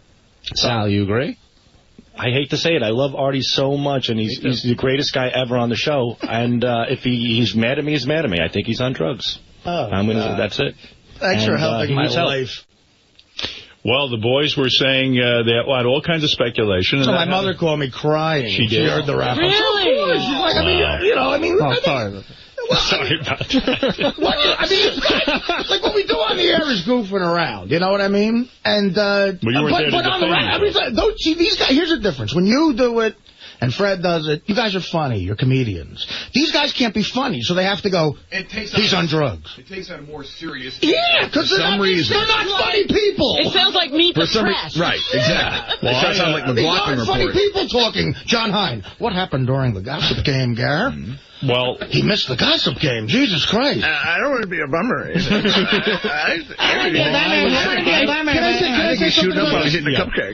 The wrap-up show is not always meant to be funny. The wrap-up show is... You're hitting that goal, guys. It is a discussion and a dissection of what happened on the show. You're doing a bang-up job of it. It was my post-mortem. There are days when you sit in there and you're that same person about other people. Like what? Name one where I accuse somebody of something that heavy, man. That's a heavy thing. Right now, I have stuff going on in my career. I don't need people telling in a non-humorous way that I might be on drugs. Well, you did accuse me of not knowing any black people. Well, that's the truth. That was serious. Look, it hit me the wrong way. I take a lot of shit around here, and it's fine because I give out shit, but that hit me the wrong way when I heard that. Well, I was called an enabler. So where's that? I'll play you that. I don't want to say that Howard's an enabler, because he's not. But the truth of the matter is, if Howard ever took Artie aside and said, look, don't fucking fall asleep on my show, it offends me, Artie would never fall asleep again. But No, when no. everybody... Artie does what Artie wants to wait do. a minute. Yeah, I don't agree with but that. when everybody's giggling and turns it into a 25-minute segment on Artie falling asleep again, it kind of, in the back of his mind, says, hey, you know what? I can roll with this. You know, when Howard spends 25 minutes on Artie's pancakes, it's always funny. So, again, I think Artie's saying, what the fuck? They love when I eat. They love when I sleep. You're asking this guy to change, yet he makes up 60% of the show by being funny because he's sleeping and eating. Sal, you're saying then that Howard is an enabler. That's right. That's exactly what you're saying. I'm not saying that Howard is an enabler, but then what is he? Howard, as well as us and the audience, find it to be so funny that it's tough to tell him to stop. All right, now I took But what is he enabling? Artie sleeping? I mean, He's allowing me to eat? What do you want him to do? Tackle me on my way to the deli? I mean, so Artie is eating to entertain me? Is that the enabling part of this? Listen, Artie's eating 99% of his eating goes on outside of the studio. But what are you enabling exactly? That's what, I mean, it started off as a drug conversation, and now Sal's calling you an enabler because He makes it sound like I'm sitting back here. I'm sitting back here with a credit card cutting up lines. Artie comes in every day. Artie comes in. I'm eating French toast. I mean, I'm a fat guy. You know, I'm a fat guy. Artie comes in every day. Unlike most fat people, Artie is willing to eat in front of people. Right. He could sit here and pretend that he only eats an apple in the morning. I mean, he doesn't do that. Yeah, I looked over at 6 o'clock this morning when you opened the mics. Artie was chewing. Artie starts the show by chewing. It's almost like our national anthem. Sal did make a point in that I know you don't love when people eat on the show, but it is something you get a bit out of. So in my head, I'm more relaxed about it. That is a good point, but... Look, I just took offense to the fact that people in a very serious tone, without claim they care about me, but instead of saying it off the air, to be compelling on the wrap-up show, go, okay, Artie's on drugs. But they did make a good point. You were wearing a hat. Yeah. You know what? One of the things they brought up that that gets back to my mother. She hears that shit. It's not goofing around. She's like, you know, these guys, they work with you. You must be on drugs. Jason, you were talking to Jason and you fell asleep. Concrete evidence. Look. I'm falling asleep while I'm talking to Jason. Here's the thing. I don't know whether you're on drugs or not. I take you at face value. When you say to me you're not, I believe you. It's my own fault because I've done a lot of drugs in my life, and it's fucked up a lot of things in my life. Right now, I am not on any drugs. Right. And the fact is, yes. Now, what does that mean, Jason? No. It means now, later. You think he's lying right now? It means later today I will. You do. You think he's lying right I think it's a strong possibility he is. And I'd like to apologize to Mrs. Lang also. I didn't mean to upset your dad. I think you're high. I'm sorry, Mrs. Lang. I'm very sorry. I didn't think about that. What do you think I'm on right now? I don't know, dude, but listen, you were fine the other day. You disappeared for a half hour. You faint on the escalator. Some random guy had half an hour. It wasn't. Yeah, it was. Some random guy. It was not half an hour. Okay, 20 minutes. It was 20 minutes. Some random guy walking through the building had to sit you down and make sure you're okay, and then you come back up and you look like a different person. There's plenty of 300-pound people that are not falling asleep on the elevator. You'll be one of them in 2 months. Yeah, okay. I have to, in Artie's defense. You get mad at me because I could diet. In Artie's defense, at the party, I fell over standing still. Yeah, of course. We're all I'm exhausted. Listen to me. Everybody's constitution is different.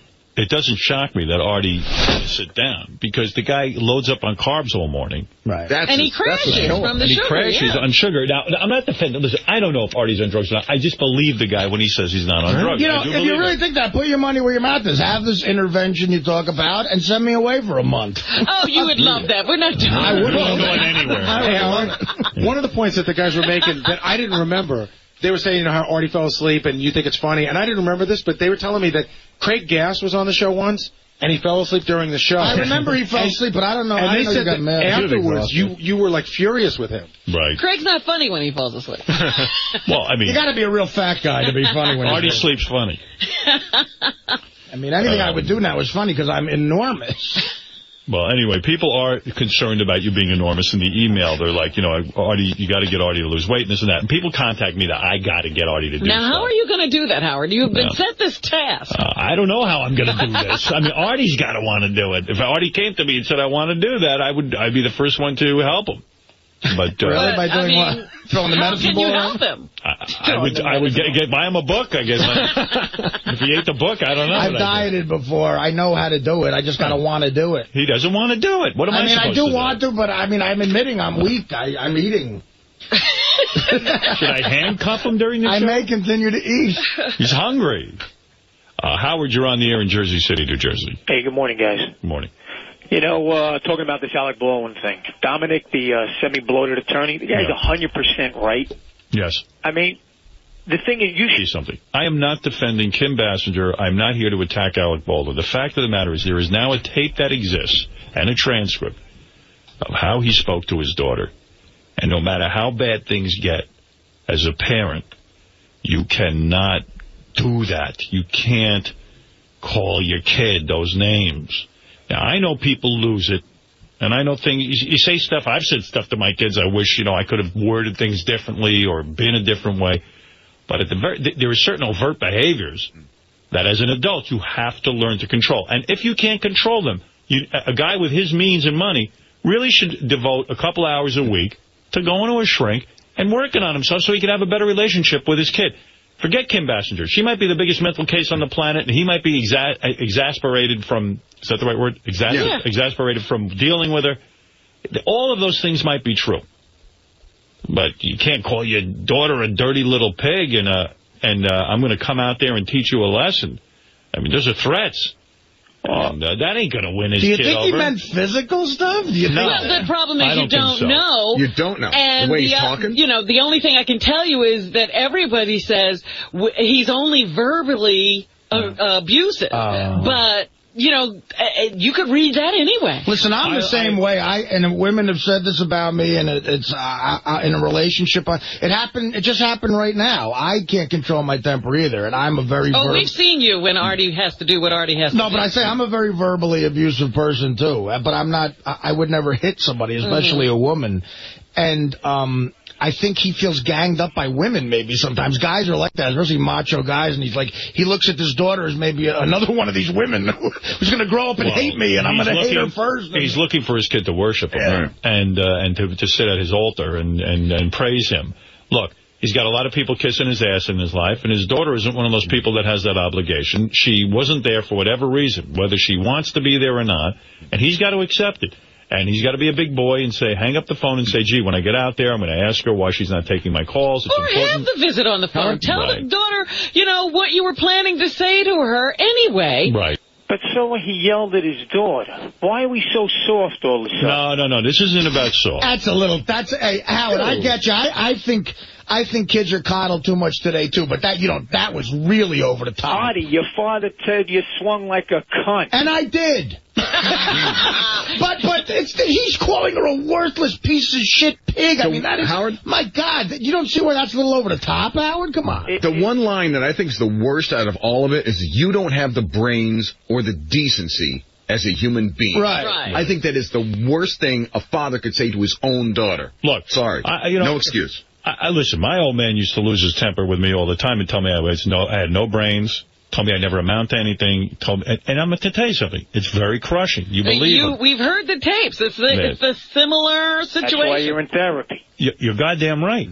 But the fact of the matter is, I have very loving feelings for my father. I'm sure this girl does too. And he is not getting the message that...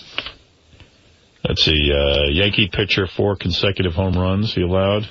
I can't. Baseball right now, I can't even talk about it. It's so frustrating. The Yankees are 8-9. They got swept. It started out great, didn't Boston, they? I mean, hey, A-Rod's having a great year, but the Yankees aren't. They can't get They can't get together. Well, he won the MVP a couple of years ago, but the problem is in October, when you need hits, he's never been clutch, and that's all Yankee fans care about.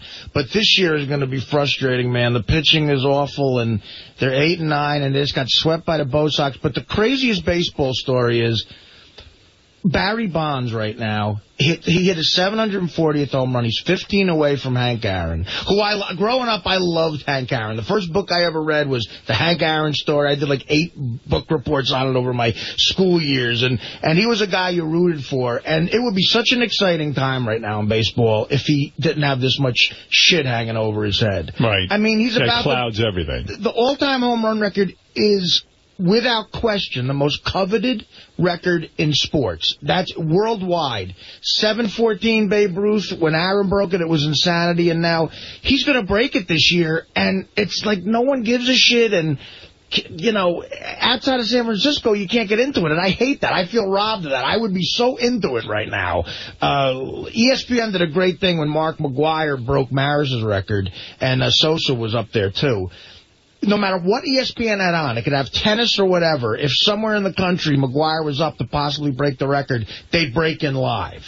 And that's what they're going to do probably with Barry Bonds, but it seems like nobody cares because of the steroid thing. All the craziness, and he seems like a liar and a shithead. It's the steroid thing that turns Absolutely. people off. And it's a scandal that really shows a lot of his character. And, you know, I don't know him personally, but what you read in the paper does not make him look like a good person. Let's go to Mark, who wants to say hi in D.C., then we'll get to Robin's News, and Steve's going to come in, and so is John with an update. Go ahead, Mark. How you doing, Howard? How you been? Hey, now. Hey, now. I've been listening for a lot of years. I'm the therapist that helped you realize that Cabby was lying about his hallucinations before he went to jail. I just wanted to say hello to everybody. I didn't want to take up a lot of your time, but I need Artie to, when he gets a second, give me a call. I'd like his personal experiences with Subutex for me personally and for some other people that are interested in that drug. Can I be taken off the air and just give you my number? No, stop it. I'm not going to call you off the air. Talk about Subutex. Stop the nonsense. What's the matter with you? Wants a call off the air from Artie to talk about it on the air. Dude, he helped us realize that Cabby's rants were not real. Well, I almost hung up after that. Yeah. What does he have, hearing? By the way, dude, there's nothing to talk about. It's a miracle drug. If you're addicted to opiates, go get Subutex and learn how to use it properly. It's amazing. Yeah, for example, Artie just got upset and popped his Subutex. I mean, in a way, it's for weak people. I have no willpower now. I couldn't get high if I wanted to. It's like a great thing. Just put it in there and like, fuck, you know? When you got angry with Jason, you mean to tell me there was something inside of you said, I need heroin? When I lose it like that, and really, I'm going to hate to hear the replay of that because Jason's a good kid, and I said awful things. You're Alec Baldwin. I did. I said really rude things, but I was mad, you know. I mean, I thought it was kind of bullshit, you know, saying it on the air. Tell me off the air. It's kind of a fucked up accusation, but when I get mad, yeah, I tend to get like, fuck it, fuck everybody, fuck it. I want to get fucked up, and if... In that moment, I pop one and boom. So when you called him a hairy fag, would you say then you needed the heroin? I think it was when I called him a nerdy virgin hairy fag. Did you guys make up at all? He's got a lovely girlfriend. He's very nice. Did you talk to him off the air? We did. I apologized. I extended the... Did you fall asleep during the apology? No, it was a very exciting conversation. All right. Yeah, so that's that. I had my first session with Chris Kanyon, the wrestler, last night, by the way. Oh, did you? How'd that go? We talked for an hour on the phone. We had a long talk. He's a great guy, and I shared with him. Now, at the end of this, will Artie be, will Chris be less depressed, or will Artie be gay? He felt, oh, my God. God, I hope the former is the case. Chris Kanyon used to be a wrestler. He came out as a gay guy. He said he's been trying to commit suicide, and Artie said he was going to help him. We all had a good laugh, but yet Artie swears he could help him. So you had an hour phone conversation. Pretty much, yeah. He called me. Now, did you find that after speaking with him that you saved him in a sense, that he got this great inspiration? I think we had a good first session, Howard, certainly. You say you revealed some things to him? I told him some things that I experienced from having bouts with depression that I think he related to and helped him a bit, I think, yeah. And you think merely by hearing your depression, he will somehow feel not alone? Well, the biggest thing... Is that your path? Are we sure this is for Chris, or does Artie need someone? Sounds like Artie needed someone to speak to. I enjoy it. You're right, Rob, because I enjoy talking about it. It's like therapy for me. But what helped me the most in rehab and the depression that came after getting off drugs was hearing... Because the first thing you think is, I'm the only person in the world that has this problem. I'm a loser. I'm an asshole. I'm an idiot. And you feel very lonely, and you isolate yourself. What helped me the most was being in a group therapy, hearing everybody else's situation, and knowing you're not alone. But most of all, some brilliant people in history who have gone through the same thing. And I just know it from... I said, like, pick a brilliant American writer Eugene O'Neill, Edgar Allan Poe, Hemingway, F. Scott Fitzgerald, Hunter S. Thompson just blew his fucking head off. They're all depressed, sort of. So what is your point? My point is that brilliant people go through this. And He's a wrestler. He's a wrestler, Artie. He's not going to write anything. Really? No. Well, you never know. He may. He has other... Are you telling him he's not a wrestler, he's a writer? So when you're in the company of people So he is supposed to feel better because he's depressed and other famous people were depressed? No. Not just famous people, but a lot of people in general. You don't feel alone. I see. I mean, you know... So that is your strategy in helping Chris Kennedy. You know, I just received an email that he jumped out a window after he spoke to you. Because that's what helped. That's what helped me, hearing about a lot of the people who I admired that went through the same thing. And what it shows you is, well, clearly you can get through it and everything will be fine. Okay. That's what it shows. I can show you a bunch of people who didn't make it. Hemingway. Yeah. Well, Don't they kill themselves, some of those people? I tend not to bring up those people. Well, you're smart. Ralph, go ahead. You're on Hemingway the air. blew his head off. And people don't realize this, that Hunter S. Thompson, I think... out in Colorado, I think Hemingway was in Idaho. He did it at the same exact age. I think he was trying to be Hemingway till the end there. Blew his fucking brains out. Hey, I'm watching CNN. Who's this guy, Chris Canyon, who killed himself? All right, calm down. All right, what do you want, Ralph? Hey, what's this Alec Baldwin thing, man? It sounds great. You got to play it. Well, it is great in the sense that it's great radio. We played it this morning. You didn't hear it, Ralph, on the news? It's very disturbing. I don't know anything about it. Well, I'm not going to go back into it. Why don't you listen? It's probably, in fact, I see here it's 10:16, so it's probably being played right now on... It's 10:16 already? Wow. Yeah, we got to wrap up. You got to play it. It sounds good. Why wouldn't you play it? We played it, I said. Just because you weren't awake. Well, you were going to play it again, and you talked yourself out of it. Well, because, I mean, it's a very disturbing call. You'll hear it in an hour. What did he do? Who did he call? He called his daughter. And his daughter released it? This crazy... No, his ex-wife, Kim Basinger, who is a complete fucking idiot, who should never release this. This is an embarrassment to the daughter. They're both acting juvenile. Oh, she's trying to prove what an asshole Yeah, but it only proves what an asshole she is, and also makes Alec an asshole as well. There's the irony. Well, do you want me to play it again or not? Not you, Robin. I do. You do. Why? Ooh. Because it's out there. We are not the only way to get it. It's news. And we played it already. All right. I just find it very disturbing. I'll play it. Maybe I'm being overly sensitive here. But this kid... Yeah, I mean, think about it, Kim Basinger. You put that out, so, of course, now your daughter can hear Ralph giggling in the back. Yeah, exactly. And Sal and Richard are in the back working on making phony phone calls with her. Right? Yeah, how are we doing with that? Yeah, how's that Have we got anything that yet? I have to By the way, I heard a little bit of Superfan Roundtable, which was very good, and Mupp brought up an interesting point. Is it too fucked up or soon for Sal and Richard to use the Virginia Tech guys' videotape for phony phone calls? I say yes. I say... You say can do it? No, can't do it. Can't do it. I'll tell you why. It's too soon. No, I'll tell you why. Now, wait a minute. Did they ask you and did you say this to them? No. I'm telling you my answer right now. I wouldn't play it because... I'm surprised they haven't tried it. This is so heinous. Right. What this guy did in Virginia.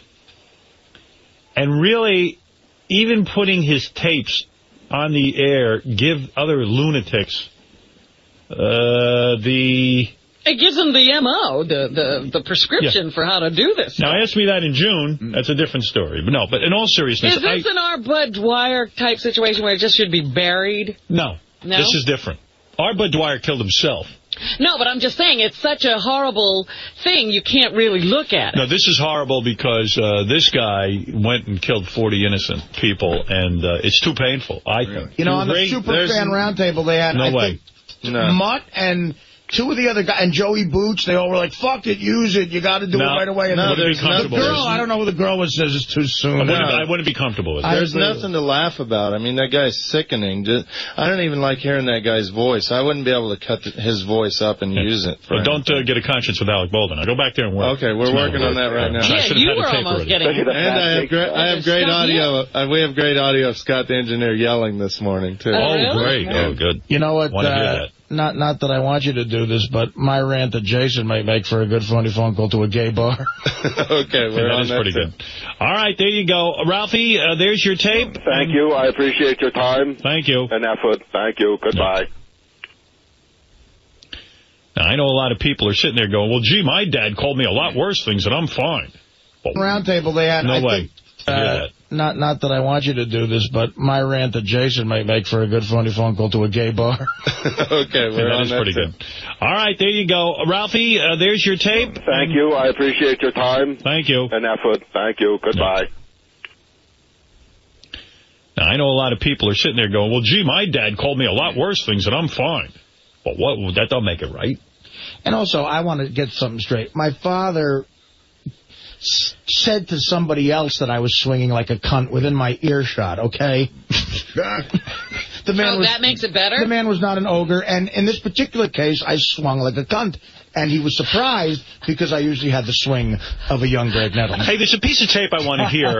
This was from the wrap-up show. Gary said he feels responsible for Artie. I just want to make sure I hear that. Responsible? Yeah, I want to hear this because I never got to hear it, and I know the show will end, and I won't get to hear this. If something tragic happens to Artie, would anybody here feel a sense of responsibility for that? I would. You would? Absolutely. Why? Because I think about it all the time. I really do. I think about it all the time. But what are you supposed to do? I don't know, and that haunts me. JD, what would you do? Would you feel a sense of responsibility? No.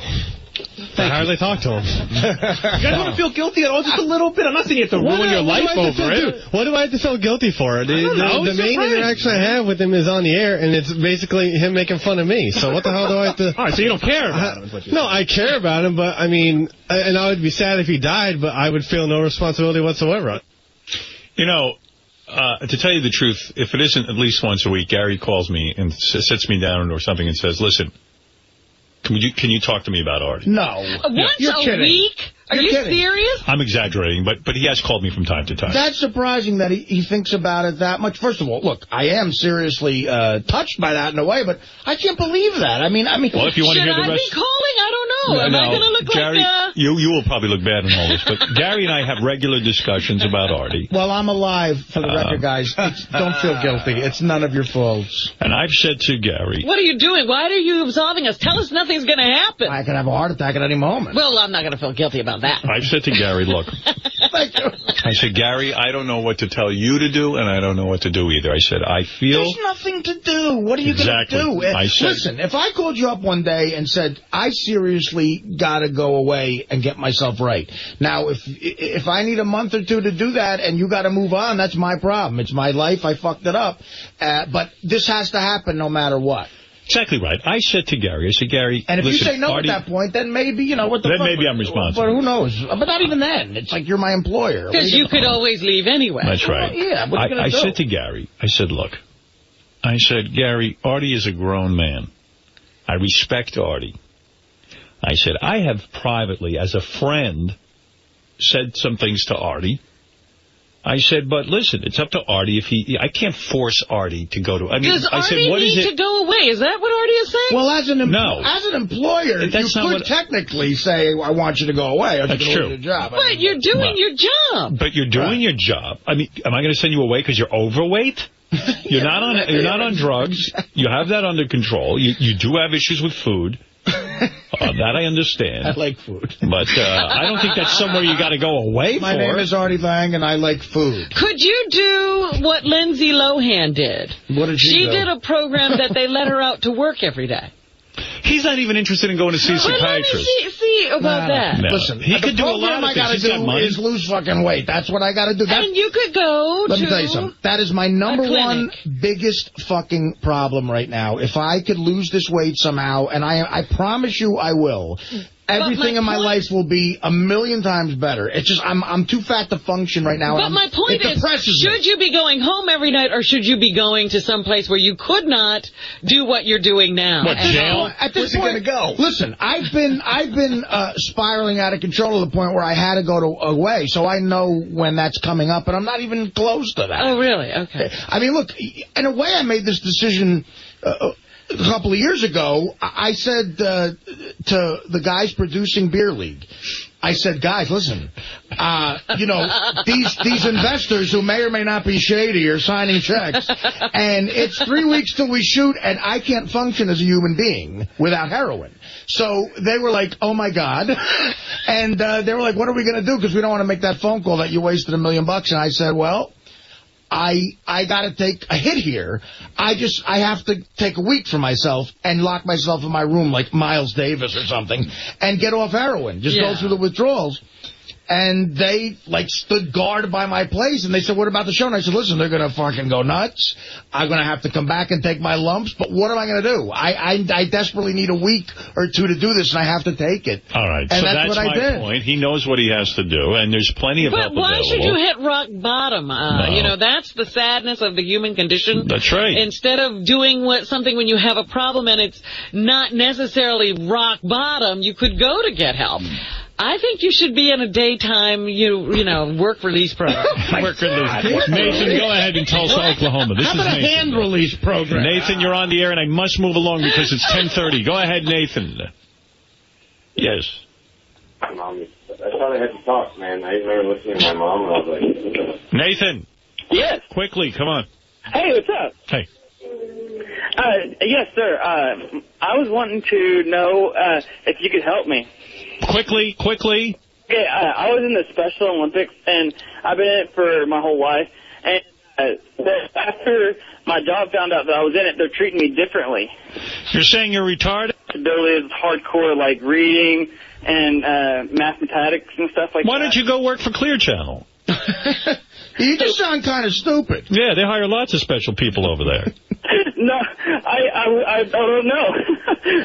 I think a whole team over there is special ed. Are you interested in the morning job in Chicago? Do you think you could get a 0.0? 0. Oh, no. 0. I mean, I'm kind of, I guess. I don't know. That was on demand. I rented that the other day. 0.0. I had to watch it. I don't know what you want me to do, Nathan. They found out at work that you're retarded? Yes, sir, and they're treating me completely different. Like, they're trying to keep from firing me, and they're just trying to, it feels like I'm the only black person there. Like, I feel like that's how they're treating me. You're black? Oh, you're not black, but you feel like a black person. I do. That's what I feel like. Oh, the worst thing for a white person to go through is to feel like a black person. I'm so sorry. All right, Kristen, you're on the air. Go ahead and Boston. Yes, Kristen. That's torture. Hey, Howard. Yes. I don't necessarily disagree with you, but I think that Alec Baldwin, there's something to be said for somebody who's willing to travel across the country just to let you have it. It's probably better for her to know that her father cares about her than... Well, there's a difference between care and when you're 11 years old getting the shit scared out of you. My father's going to get on a plane and fly and straighten me out. He's doing that to satisfy him, Yeah, but, we didn't hear all the good stuff. She's not going to play all the good phone calls and all the, how many times he was like, that's a bullet, and okay, yeah, but wait a second. If you make it's like, that's what you sound like, what a woman who gets beaten sounds like. The husband comes home and he goes, honey, I know I gave you 2 black eyes. I'm so sorry. And then he's so loving, and he's so wonderful, and he gets her flowers and chocolate, and he fucks her real good, and he goes, baby, you're the greatest. And then a year later, he punches her in the head again. And then see Stern News happening. Call us 877-33-SIRIUS. Choose Channel 100 or email us your news tip at howard100news@sirius-radio.com. All right, there he is, Steve Langford from the Howard 100 News Department on all day, bringing you the news from the Howard Stern Show. Let's go over to John Hein. John Hein, wrap-up show, 11 o'clock, or as close as we can get to it. John, your show is causing lots of controversy. Even cause trouble between Jason and Artie. What do you think about Artie's accusation that you guys are not funny, therefore you should not be commenting on him? Well, one of the things we're going to talk about is how Jason struck a chord with Artie when he speculated on what was wrong when he went missing during the gossip game last week. So we'll see how everybody's doing after sharing their concerns and have an unfunny discussion to see who will be able to make amends. All right, there it is. More unfunniness on the wrap-up show. Artie. Okay. Plus, Howard left a message for Rock engagement party, but I think we should lead off with angry Artie, who was not too pleased about our unfunny comments on last week's wrap-up show, Karen. You know what? I want to take this moment to apologize in the sense that it probably was, like we talked about on the air today, this show is a discussion and a dissection of what happened on the show earlier today, but it was probably wrong to have that discussion without Artie here. I think that was the thing he was pissed off about. If he was sitting here and we said, Artie, I think you're up to something, and he could defend himself, I think he wouldn't have been as mad. Well, I think what set him off was his mom calling. That's really, she heard that, and we were having a serious conversation about it. And anytime your mom's, you know how that is. The only thing I thought about that is, why would his mom be upset about the wrap-up show, but not about the actual event that happened? In other words, I would think that if his mom were listening and she heard that Artie was gone for 20 minutes, that might upset her. But then I guess hearing Jason say it out loud, and, you know, other people say they think it's true, too, is upsetting. Now, I understand he was angry and really heated, but he hit Jason really hard. Yeah, I've seen Artie get mad like that a handful of times. He did that to John once. Early on, we knew Artie for like a year or year and a half, and something happened. John was needling him on the air, and Artie just, like, I always say it's fascinating to watch a comedian turn off the comedy and just become a real person. And Artie does that, you know, I've seen him do it like 2 or 3 times. And this one time with Stuttering John, he goes, all right, John, you want to go down this road? You want to go down this road? Let me tell you something. You want me to tell all the crap I know about you? Start it now and let's do it. And there was no humor in that. And I was like, wow. So, listen, we're all capable of getting that mad. But he was absolutely angry today without the comedy. Now, Sal, you said a couple things in last week's show. Did Artie get at you at all? Or did he I actually avoided him. On purpose? Yeah, I mean, it was so uncomfortable, it was so uneasy. I mean, we're just we care about the guy, and we're saying, hey, something might be up. We say it on the show every day. Callers call in. But what I'm saying is we shouldn't say that. We shouldn't, right? And Gary's right. I mean, he's not here to defend himself, but we're saying it out of care, and I don't want to say anything else except it's kind of odd to take Subutex if you're not taking drugs, you know, which was kind of strange today. But he explained that by saying that now he's put himself in a risk situation. Now, how he got there, I'm not sure. But he's in a risk situation, so I get it. Subutex is used to wean yourself off of drugs. It's for the physical side effects. But the way he is explaining it is if he feels that he wants to take something now for 2 days, it would be pointless for Artie to take something because for the next 2 days it's going to be meaningless. So now he knows he's got 2 days to not do anything to get his shit together again. That's how he explained it. Sonny in Jersey, welcome to the wrap-up show. Hey, what's going on, guys? You know, I can't even believe Artie had the balls to get angry at this. When you come to work in the way that he does on a show like the Howard Stern show with his television cameras and, like, everything is dissected, and, you know, you come in the way he does where he can't keep his eyes open, I mean, how do you get mad when people start speculating, I mean, if something's going on? Jason didn't say anything that wasn't painfully obvious to everyone who's ever seen an episode of TV and Artie nodding off. See, it's a weird thing because Artie will talk about his past drug use so openly and even make jokes about it that you forget that talking about what might be would piss him off. You know what I mean? Like, Artie will tell you any episode that he had. Right. So you just think that he's so open to talk about anything that wouldn't bum him out. But I do understand why he gets bummed out by it because he's got a career. Why do you think Howard gives him a pass when he starts sleeping in the studio? I mean, anyone else he would probably throw a shit fit if they slept through the show every day. Why do you think Artie gets a pass? And we talked about it today, how Howard got really angry at Craig Gass when he fell asleep during the show one time. I don't, there's the whole, I can't explain it, but the whole Artie package is what you take for the show. And I know that one of the reasons why we liked Artie right from the get-go was not only was he really funny, and it's almost like not only is he unbelievably funny, but it's like one of our fans has the ability to sit in there and Artie talks about his life. Right. And that's what Howard loves. Howard loves a guy who's willing to come in. When Artie told that pig story, that's a heavy-duty story, yet unbelievably entertaining and unbelievably funny. Jace, how you feeling? I'm feeling okay. I don't want to bore your audience to death, so I won't talk too much today. Well, we won't let you. Okay, but thank you. Are you and Artie on speaking terms? Yeah, I mean, Artie apologized for having an outburst on the air, and I apologize for. I understand where he's coming from in the sense that, listen, I'm the last person in the world who wants my mother calling me crying and saying she heard I was on drugs. So I didn't think about how it would impact his life off the air by saying what I said and not saying it to his face off the air. But he was clearly mad at me, and I think he clearly is still mad at me. And I get it on one point, and on another point, I don't know. I really think he doesn't like me. Like, I feel like I'm always quick to make him angry where other people aren't. What do you mean? There's just been other things that have happened where Artie seems to get really mad at me and yell at me, and then not, other people like I'm saying, I am far from the only person to say I think Artie was doing drugs on the air, and yet I was the complete focus of his attention this morning. Well, he said to me that you were the one that he heard. You know what I mean? Like, he heard a brief snippet, I guess, of you saying what you said, and that's what set him off. Right, but I have a feeling if Gary said the exact same thing, he wouldn't have gotten the tirade that I got this You think morning. that's true, Gary? Yeah, to some degree. I think he might have been angry with me, but I don't think it would have manifested itself in the same way that it did to Jason. It was a complete, it was one of those things that starts out as a joke where, listen, you fucking nerd, never got laid, virgin, boring asshole. And then all of a sudden, like, when you get to the 9th adjective, you're just like, wow, he's mad. Yeah. Yeah. And I don't think he would have done that to me. And, and what I said on the show, on the wrap-up show wasn't as definitive as what Jason said. So I think that's like Jason was definitively, this is what I think, and that's what Artie's mother heard, and that's what Artie heard, and that's what pissed him off. Well, you're probably like that effeminate, nerdy, hairy virgin that picked on Artie all his life. Totally. Well, I mean, we're not here, and we shouldn't speculate on that, but here's a clip of what he said to Jason. All of a sudden, Jason's Mr. Cool. This nerdy virgin, this nerdy, hairy virgin that we hired is Fonzie on the wrap-up show, thinking I'm on drugs. All your drug-related past faggot friends from wherever you grew up in Southern California, you hairy faggot. Are you mad at that wrap-up show stuff? Yeah, I'm mad at what Jason said. I think Artie's on drugs. He was falling asleep while he was talking to me. No one falls asleep when I'm talking. You nerdy virgin hairy fag. Call him a rude little pig. I hate him. That's rough, man. I mean, that's real anger there, and it's you know what? It's shit he's been thinking about. Like, I mean, he's insane. I don't know what his California thing. I lived in California a few years. I love he threw in that.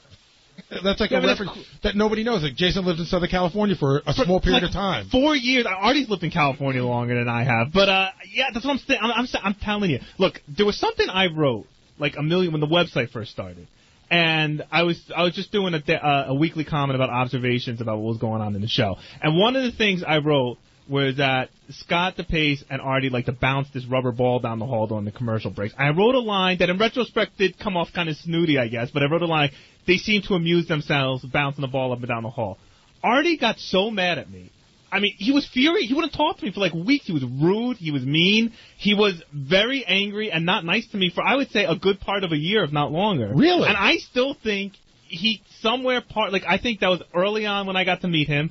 And somewhere now he's got a set that I'm just this snooty, snobby, nerdy, look down on him kind of person, which is totally not true. I mean, do you think it's a little bit of who the fuck are you to talk about me? Like, what have you ever done? No, or do you think what do you think? I really get the impression that he thinks that I kind of look my nose down at him. That's the impression I get, which is totally not true. I mean, and I've said this before many times. I think Artie's obviously one of the funniest people on the show. I think he's incredibly smart and talented, obviously. I mean, he's lived a completely different lifestyle than I've led, but I don't look down on him for that. But I swear to you, ever since that comment, I remember one time